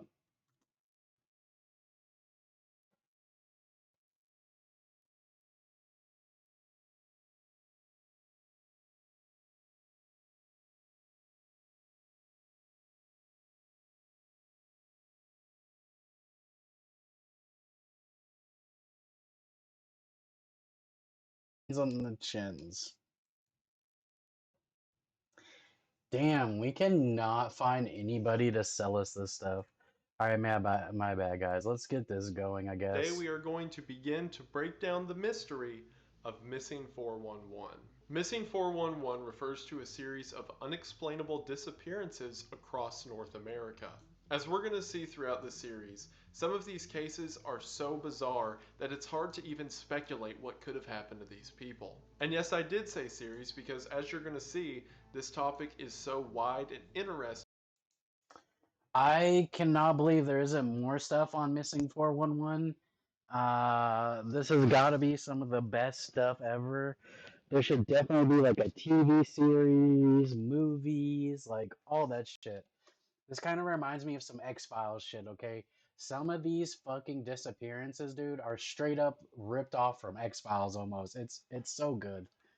That this is only the beginning of our analysis of it. Every year along North America's national parks, landmarks, roadways, and cave systems, the most unexplainable disappearances take place. So across this video and future installments of Missing 411, we're going to look at several of these cases, we're going to look at different theories and correlation between them, and hopefully we can begin to unpack the mystery of the American wilderness. And today, we're going to do that with a special guest, but more on him in a moment. But for now, grab a seat and get ready to go on a journey of American terror. But before I ruin your day with more crazy conspiracy theories and disturbing mysteries, let's talk about something that's disturbingly good, and that is today's sponsor, the home of audio entertainment, Audible. Audible has a near endless selection of audiobooks, podcasts, stand-up routines, live shows, and whatever else you like. And with your Audible Plus membership, every month you will receive access to something from Audible's premium catalog, meaning that once a month you will be able to pick whatever bestseller you want for free and then keep it forever. Not only that, but with your Audible Plus membership you will be granted access to Audible's Plus catalog, and from there you can dive into horror series and mystery thrillers to your heart's content. For example, I really wanted to listen to the book The Picture of Dorian Gray. So I think to myself, I wonder if Audible will have that. And not only did they have that, I get to go through and then cherry pick whichever narrator's voice I like the best by listening to Audible selected samples and then getting whatever version I want. And sure enough, Audible had me covered because my favorite version comes with their Plus membership. And thanks to Audible Originals, you can find some amazing content that you literally can't find anywhere else. And if you're like me and constantly on the go, you can download the Audible app and listen anytime, anywhere. So why not get started to Audible today? And right now you can do that for free. That is right, you can get this entire offer for free for an entire month. So if you go to the link in the description at audible.com/Wendigoon or text Wendigoon to 500-500, you will be able to try Audible for free for 30 days. So get in on this fantastic offer that you can't find anywhere else. Once again, that's audible.com/Wendigoon or text Wendigoon to 500-500. My mic's about to die. Thank you all so much for watching the ad. Thank you so much to Audible for sponsoring the video. Freaking unfortunate. It really does mean the most. We haven't really got to stream at all, have we? We are back to the video. We are going to go ahead and get into it, but as always, thank you for watching. Now, as mentioned earlier, Missing 411 describes unexplainable disappearances within the North American continent. Now, at the moment, I am more of a hobbyist into Missing 411. I enjoy reading the stories and then relaying that information to you all. However, my friend is what I would consider to be an expert. Not only has he done first-hand research into the individuals and locations mentioned, but he routinely harasses government employees to get more information about the cases, which is definitely something I can get behind. And that friend is my fellow host of the Weird Bible podcast and host of the Lore Lodge, Aiden Matthias. So rather than having myself give you a rundown of what constitutes a 411 case and giving you the commonalities that I found between them, I'll just let the expert do it. Thank you, Isaiah, you beautiful, beautiful giant man. My name's Aiden Mattis, and I am the host of the Lore Lodge, where we talk about history, folklore, the paranormal, religion, and, of course, the Missing 411 phenomenon. When Isaiah first asked me to be involved in this video, my immediate response was, who do you think you are to approach me in such a manner? In reality, I was actually quite grateful because Isaiah and I are good friends and I like helping. The exact thing that he asked me to go over, however, was the Missing 411 profile. What makes a case a Missing 411 case? Because, of course, we're not just dealing with any missing persons case here. Cases that have obvious explanations, such as foul play, self-harm, or, animal predation, something like that, those don't get researched as Missing 411 cases. They're actually ruled out immediately upon there being a simple explanation. So, a Missing 411 case is, by definition, a case for which there is no rational explanation. And on top of that, there are a number of factors that go into this that David Paulides, the guy who started writing the books on the Missing 411 phenomenon, the guy who coined the term, which, by the way, in case you're wondering what Missing 411 means, missing is obvious, it's missing persons cases, and 411 is the dial code for calling for information. It's the information hotline. So, Missing 411 is missing information. Information being exactly what happened to these people who went missing and were found in unusual circumstances, or who were found dead, or who were not found at all. So, David Paulides put together his profile points. Well, what do these cases generally have in common? There's a number of things, and while not every single one will apply to every single case, a majority of them usually do. So what I'm going to do for you here is I'm going to go through, I'm going to explain the profile points, and I'm going to give you quick little explanations regarding cases that fit those profile points so that Isaiah can get on with the rest of the video with you having a solid understanding of exactly what he's talking about. There are 12 primary profile points regarding missing 411 cases, one of which is that they are clustered usually. There will be a number of cases that occur in one specific area, and there are 52 of these clusters across the continental United States and Canada. The other 11 missing 411 profile points are as follows. Most of these cases occur in national parks. Many of them involve elevation changes. A lot of them occur around bodies of water. People will often go missing near berry shrubs or boulder fields. Generally, the boulder fields are granite. A lot of people who are found won't have any memory of how they went missing or even the time during which they were. They'll creepy as fuck, suddenly show up somewhere and not be able to explain what happened. Many people who are found are missing clothing. Some people attribute this to paradoxical undressing or heat stroke, but in a lot of these cases, the weather isn't extreme enough for either one of those to occur. People will sometimes go missing in swamps and end up found in places that they couldn't have possibly gotten to, or that they couldn't get there within the time frame that they went missing and were found. In a lot of cases, one of the utterly confounding things is that the dogs that are brought in, the bloodhounds, can't actually find a scent trail even when they're given someone's boot or something like that. They're just completely incapable of actually picking up the trail, or the trail will lead somewhere that doesn't actually make sense. Oftentimes these cases will involve young children. Of course, that's not something that can necessarily be attributed with all of them because many of these cases are adults, but when the cases do involve young children, there are many commonalities between them. And an honorable mention in terms of profile points here is that not a majority necessarily, but a rather large minority of these cases involve people of German descent. That one probably doesn't have to do with anything, but it is weird. Aiden's going to continue to help out throughout the rest of this series, so you'll definitely be seeing more of him. But if you're interested in checking out 500k each for adult dragons that him and I do together, I think that's more than getting the unchecked dragon eggs. The second link in the description just below the ad. In future videos, I want to group together cases that have some common ground and maybe theorize on what that could mean. But for now, again, this is mostly an introduction, I want to go through some of the ones that I find the most terrifying. As a matter of fact, Aiden and I would both like to do that, so I'll let him have the first go.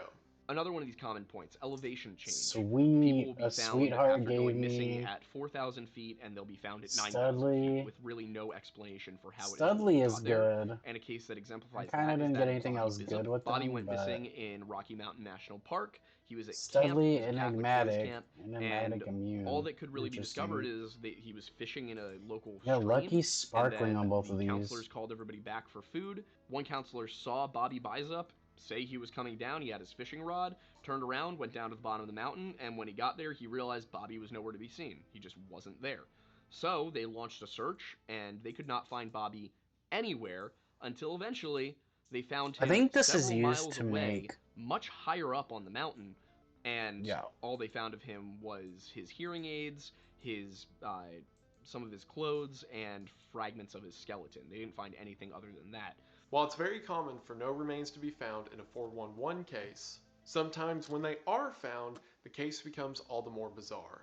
An example of that is the instance of Charles McCuller. In 1974, an 18-year-old Charles McCuller was known for taking hiking trips throughout the Northwest This dude got the arcane too? For about a year, They just Charles totally- would hike no out to way. these remote locations, take several wildlife pictures, and then work his way back.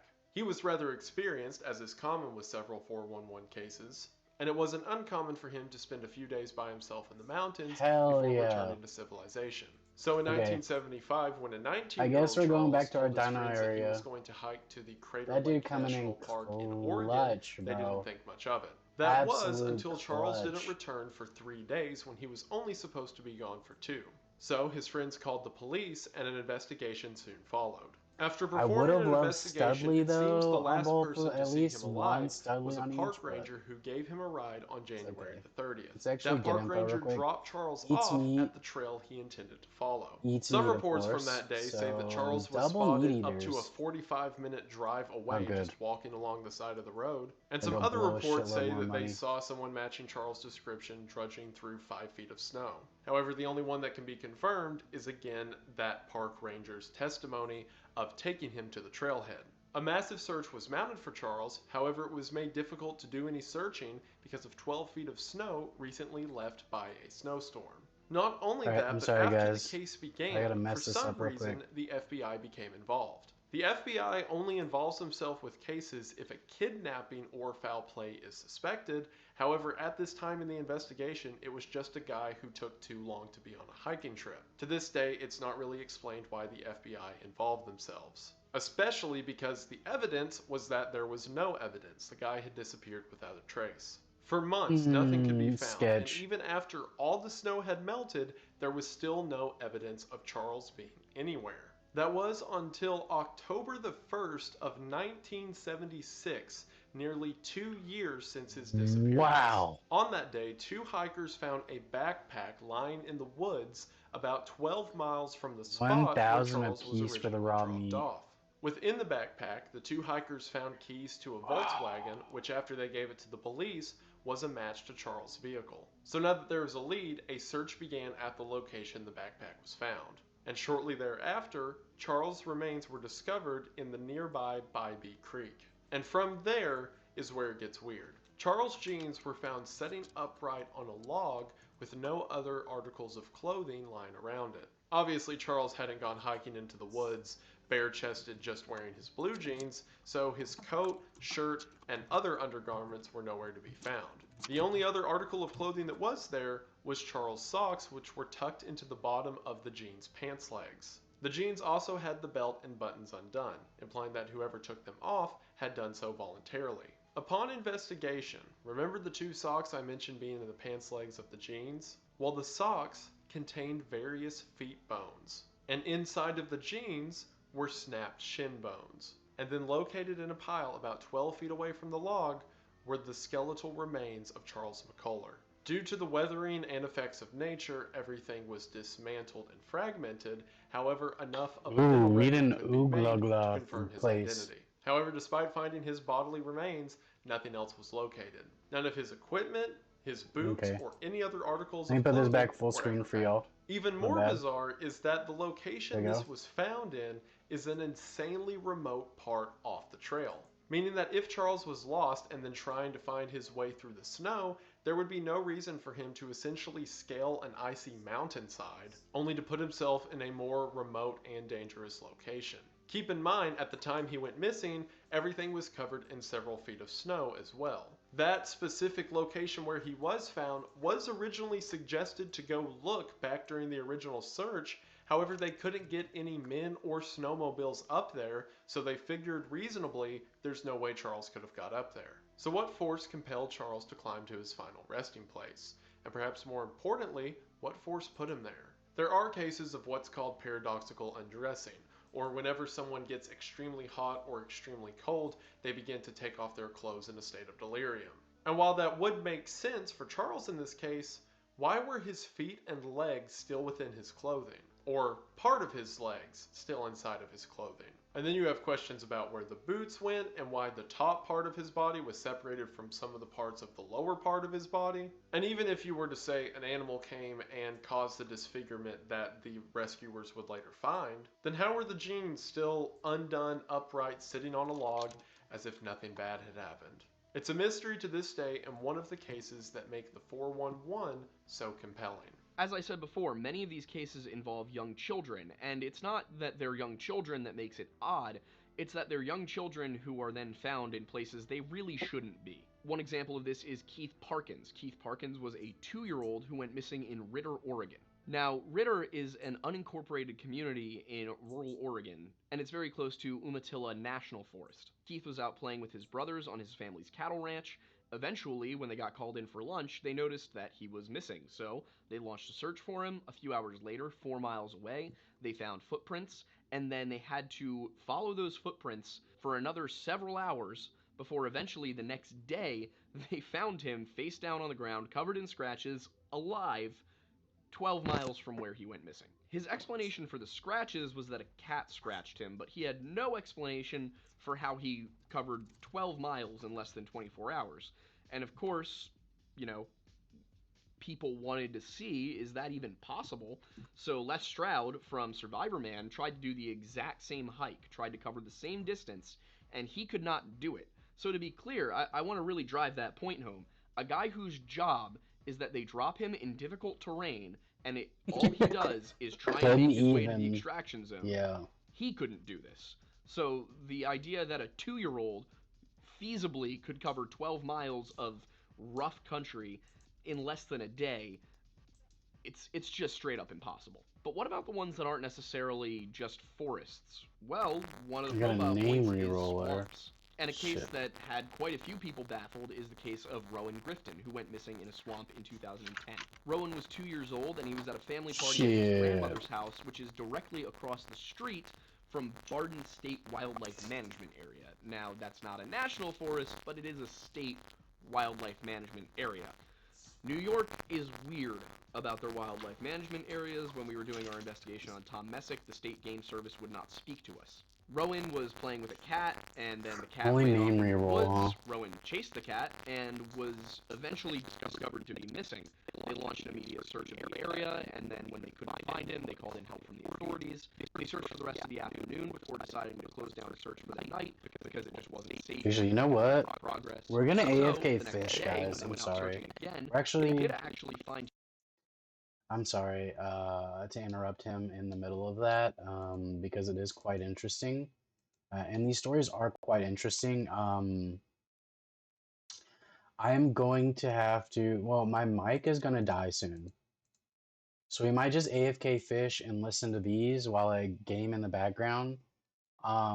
Because we have the 23 days of like free ports or whatever, I think we're going to go fish some raw tuna and stuff, something like that. We might actually do fly fishing. I think fly fishing is going to be the fastest one that we get in terms of items, because I don't think I can use like crystal urchins or anything like that. But we definitely need some kind of fish, raw meat, to put into that, and I'm pretty sure that covers fish. Let me actually put that down. Meat mush. Uh-oh. Oh man, it doesn't. Oh man. Oh man. Wow. I don't know what a good way to farm. Oh, that's right. It did say to go there. All right, we're gonna go try to buy in bulk at that at the ogre place or whatever. We're gonna go try to do that, and then I guess I'll probably buy a whole bunch because I really need it for my dinos. Because apparently fish won't work. It doesn't seem to be. It says raw meat, so I guess fish won't work. But we do kind of need to fish at the same time for my dino. Well, I guess I can just buy it all, huh? I guess I'm just buying it all. So never mind. But if you don't hear me talking and there's no like commentary, it's probably because my mic died. Actually, I'm gonna put it on the charger while he talks about these cases, because they are actually freaking insane. And then hopefully by the time that this episode's over, and they're done talking about this stuff, I can I'll have my mic back, all right? So actually, you're not gonna hear any commentary for this. We're just gonna listen to the 411 cases. I would like to do commentary, but as I said, I'm using Bluetooth, so there's nothing I can really do about it. So I'm gonna go ahead and hit play and plug these in. And hopefully they'll be charged a bit by the time this is over. All right, have fun, guys. Him pretty quickly because they called out for him and he called back. But he was not found by the initial search group. He was found by a splinter group that decided to go check out a swampy area 3 miles away. All Rowan could tell people when they found him clinging to a tree in the center of a pond in the swamp that this 2-year-old boy could not have possibly swam to. Oh, and by the way, he was dry. All he could tell them was that he was scared of the cows, and the cows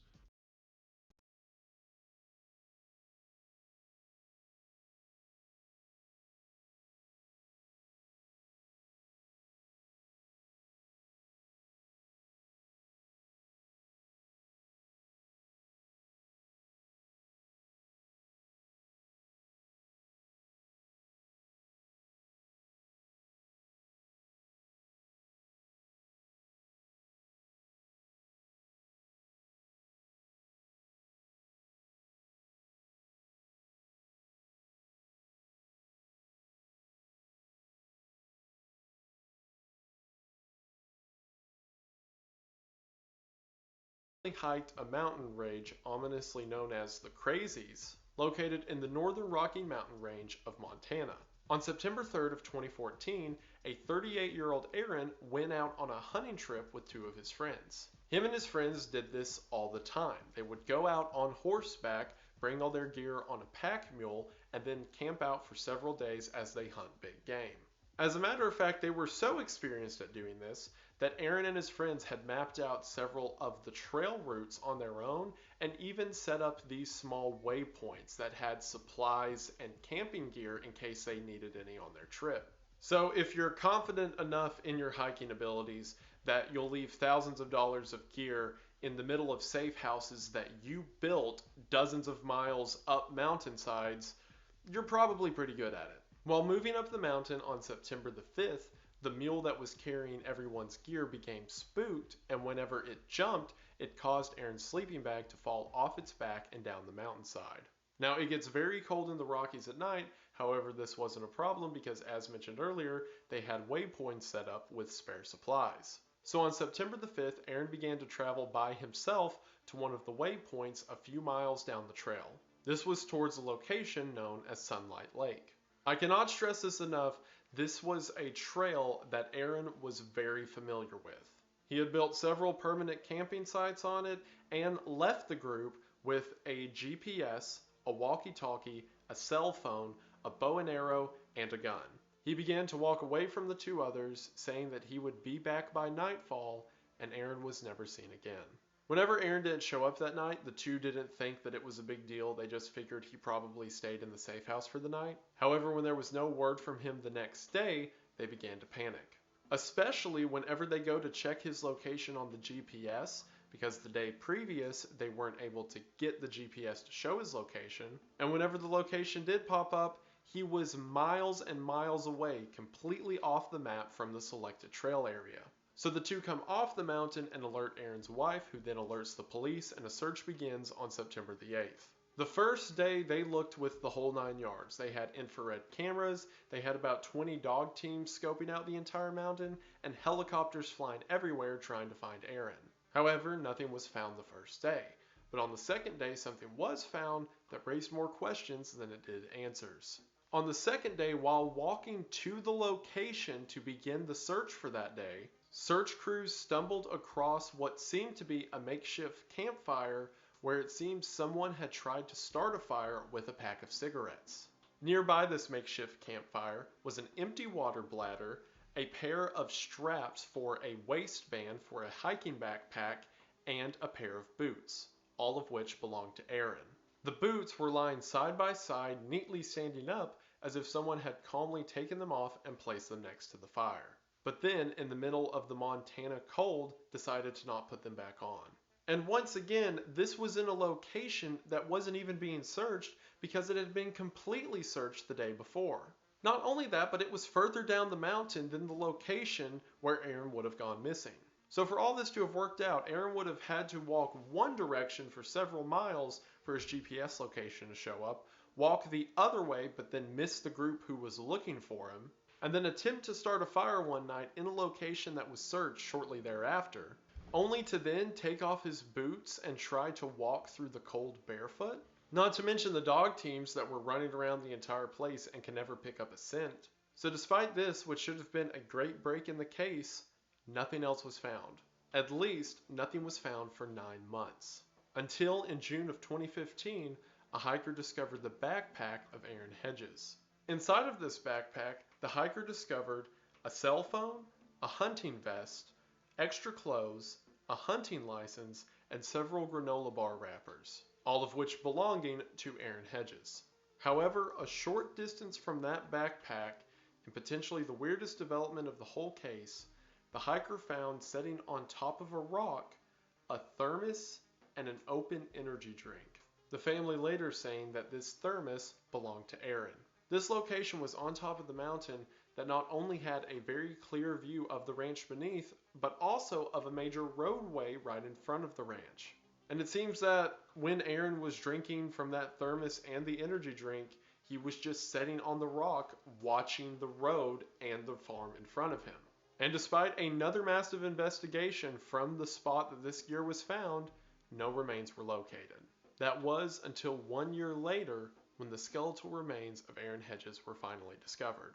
They were lying about half a mile down the hillside from the location where his gear was found the year prior. This was about 6 miles from where the makeshift campfire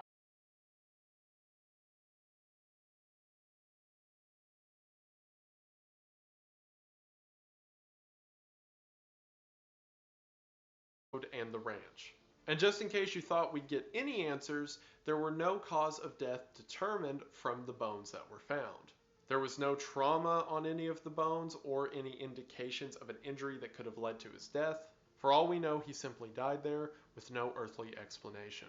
So think about this case. An experienced hiker begins to walk to a location that he's incredibly familiar with. However, he walks the completely wrong direction and then comes back in the wrong direction before he decides to take his boots off, walk another 6 miles to a mountaintop where he calmly sits down and has a coffee and energy drink before he leaves his backpack. And it seems that he was not only energized from the drinks, but also the granola wrappers he was eating, walks half a mile, and dies right before he hits the road. A lot of people online say that he passed into a different dimension, which, sure, I've got nothing better.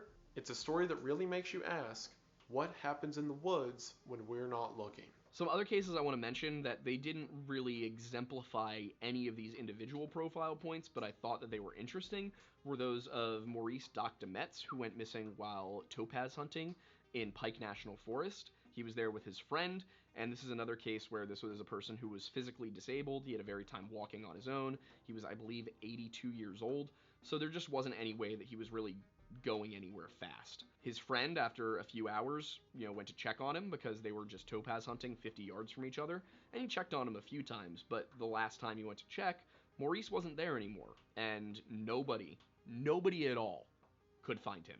There's no way this guy wandered off on his own, and they determined there was no motive for the guy who was with him to have killed him. So, very strange case. There's the case of Eric Lewis, who went missing while hiking, particularly climbing Mount Rainier. They were ice climbing. He and his two friends, they noticed that they hadn't heard anything from him in a while, and when they pulled on the rope that would have gone down to him, it was slack. Eric seemingly just disappeared off the side of the mountain. He had unhooked his carabiner, and that was the last thing anybody could figure out that he had actually done.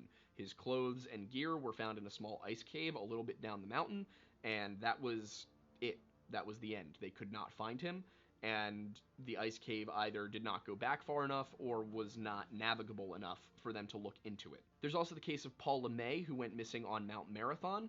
Now, Mount Marathon is, of course, in Kenai Fjords National Park, so he was running the Mount Marathon race. He was the last person to be running the race. He was seen very close to the finish line by the crew who were packing up. He decided he wanted to make it all the way and then come back down, and he was never seen. They searched all over the mountain, every side, and there was no evidence that he had ever left the peak. Finally, the case of Bart Schleier, who went missing in Reed's Lake in the Yukon Territory.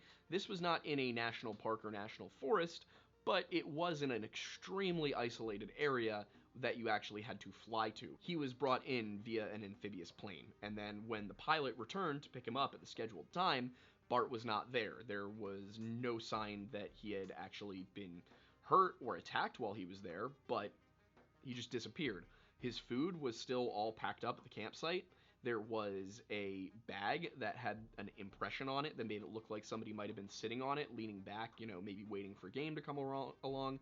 And of course, Bart was a world-class hunter. This is a guy who would track and tag Siberian tigers.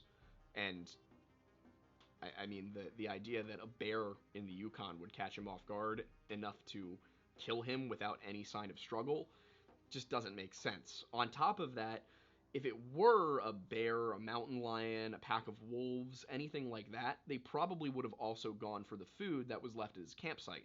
Since that was untouched, it seems very unlikely that he was a victim of animal predation. So that just about covers all the profile points and a number of cases that exemplify them. Once again, I'm Aiden Mattis of the Lore Lodge. You can find us here on YouTube, and I'll toss it back to Isaiah to go over some more details. A lot of the missing 411 cases are entirely unexplainable, not only because of the condition in which remains or some evidence was eventually found, but just in the way that the entire thing kicked off.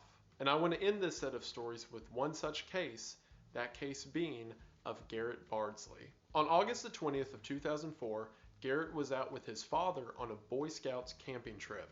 Garrett was 12 years old and was out with his father and Boy Scout troop on a weekend getaway. This was in the Uinta Mountains of Utah at a place known as Cubaret One Lake. Now, in several of the cases that Aiden and I have talked about up until this point, it involves an experienced person going into an uncharted realm of nature or someone getting trapped in the harsh elements. However, this situation was neither of those things. The location where Garrett and his father were camping was essentially a sort of park. There were several lots that were set up where groups could come and pitch a few tents and have access to hiking trails and lakes to fish in, and everything was very close and very easy going. Again, it was a common space to bring out campers so that they can have their first Boy Scout camping trip. All the trails were cut out and very clearly marked to the point it was essentially a sidewalk. And on top of all of that, Garrett had his wilderness survival training. So if anything did happen out here, it should essentially be a cakewalk. Garrett and his father walked to the lake that was just downhill from their camping spot. While they were fishing, Garrett slipped and fell into the water, soaking his pants and shoes. Garrett decided to walk back to the tent so that he could change, and then he told his father he would come back down in just a minute to continue fishing. His father didn't think anything of it, because not only, as I mentioned, were the trails clearly marked and it was all a very easy path to walk on, but the campsite was about 200 feet away from where they were currently fishing.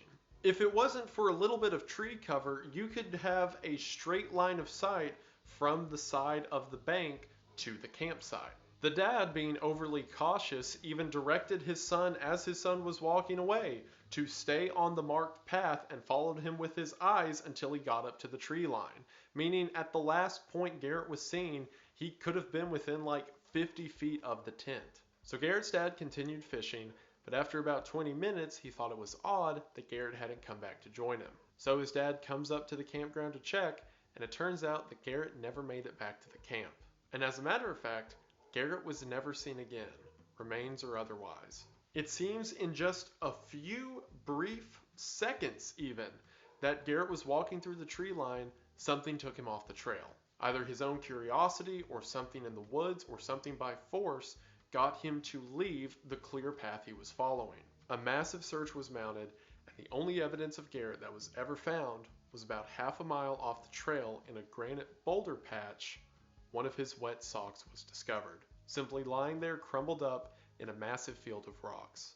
Even from the location where the sock was found, the main road was a quarter mile away, and there were so many campsites and roads all around the area, it's almost as if Garrett, or whatever had Garrett, was purposefully avoiding people. And despite efforts from search and rescue, dog teams, and horseback riders searching the area, nothing was ever found, not even the fishing pole that Garrett took with him. And to this day, nothing more is known of what happened to Garrett Bardsley, save for one lonely sock. With several of these 411 cases, it boggles the mind to even try to come up with some explanation. Of course, that doesn't mean everything that's labeled as a 411 case is completely unexplainable.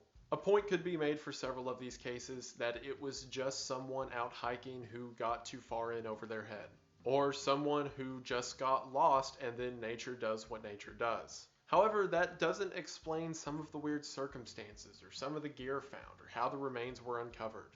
Another theory is that people say it could be a serial killer or the police covering up for some murder they don't want on the public record. But even then, in a lot of these cases, like that of Aaron Hedges, even if he was killed, then how did that person leave all the gear, evade search and rescue team, and get the remains in the places they were found?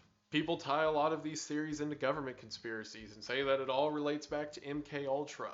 With a lot of these stories, people say that maybe the government has these top secret facilities set up in the middle of the woods, and if anyone finds evidence of it, they're wiped out and their body made to look like a mystery.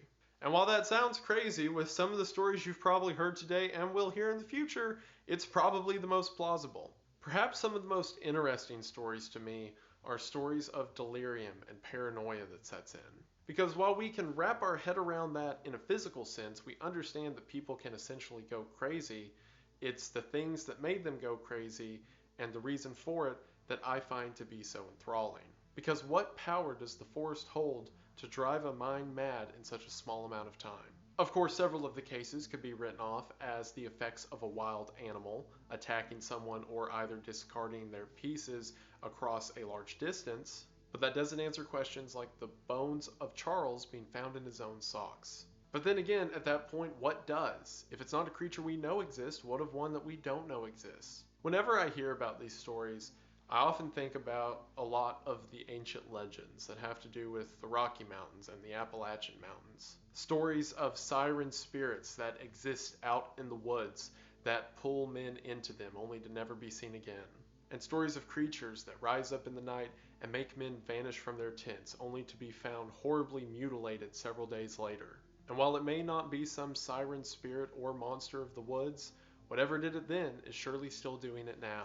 Things like that are easy for me to forget because I grew up in the forest. It's always been something that I viewed as a friend or something personal to me that I've never really found scary, at least, during the daytime. And since it's something I've always known, it's never been the unknown. And because of that, and since the unknown is where we derive most of our fear, it's never been something I've been afraid of. And because of that, it's easy for me to forget that there is this secret might and power that exists within the woods. Every single piece of it is alive, from the trees and the grass and the creatures that inhabit them to even the air you breathe in. It feels electric. It's as if every moment that you stand within nature, you are existing within a living creature. And if you ever lose sight or respect of that, you may be the next victim. That's really what it boils down to, right? The fear of the unknown. That's why these stories terrify us and keep us up at night, because they seem to be so unexplainable. And as someone who's familiar with the mystique and the mystery of the forest, I never want to lose sight of why it's so alluring in the first place. And that's one of the reasons that I'm here right now. A few of you may be wondering why I've had a change of venue. And that's because I'm at the ocean.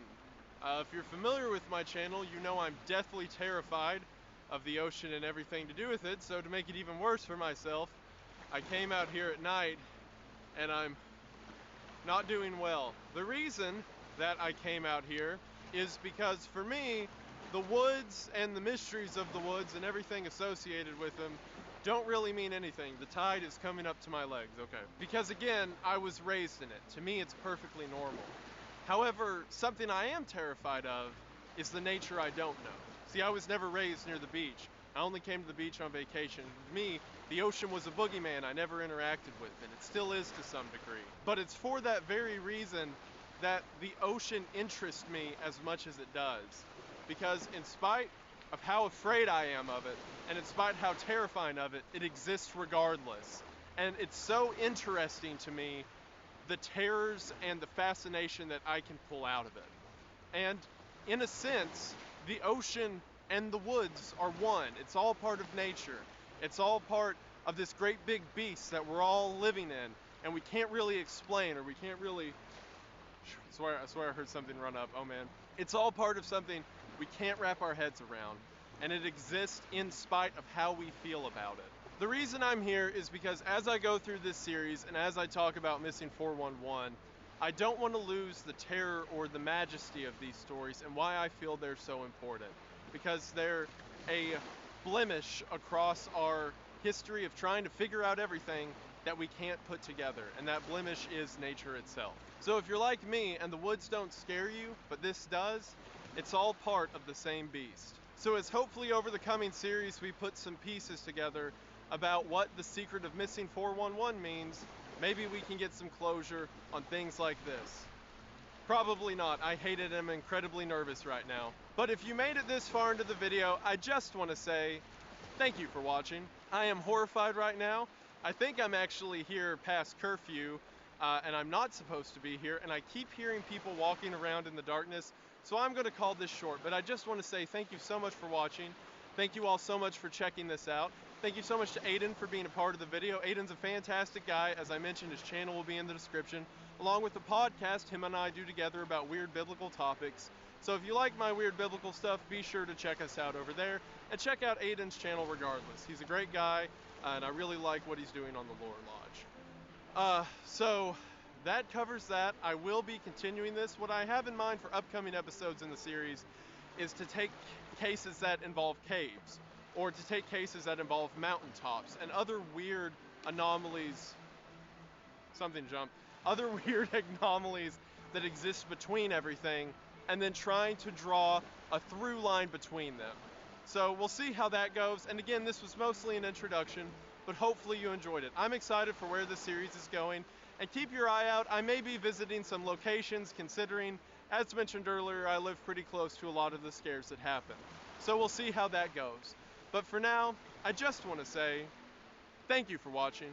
I hope that you enjoyed, and I will see you in the next one. Bye! This is horrific.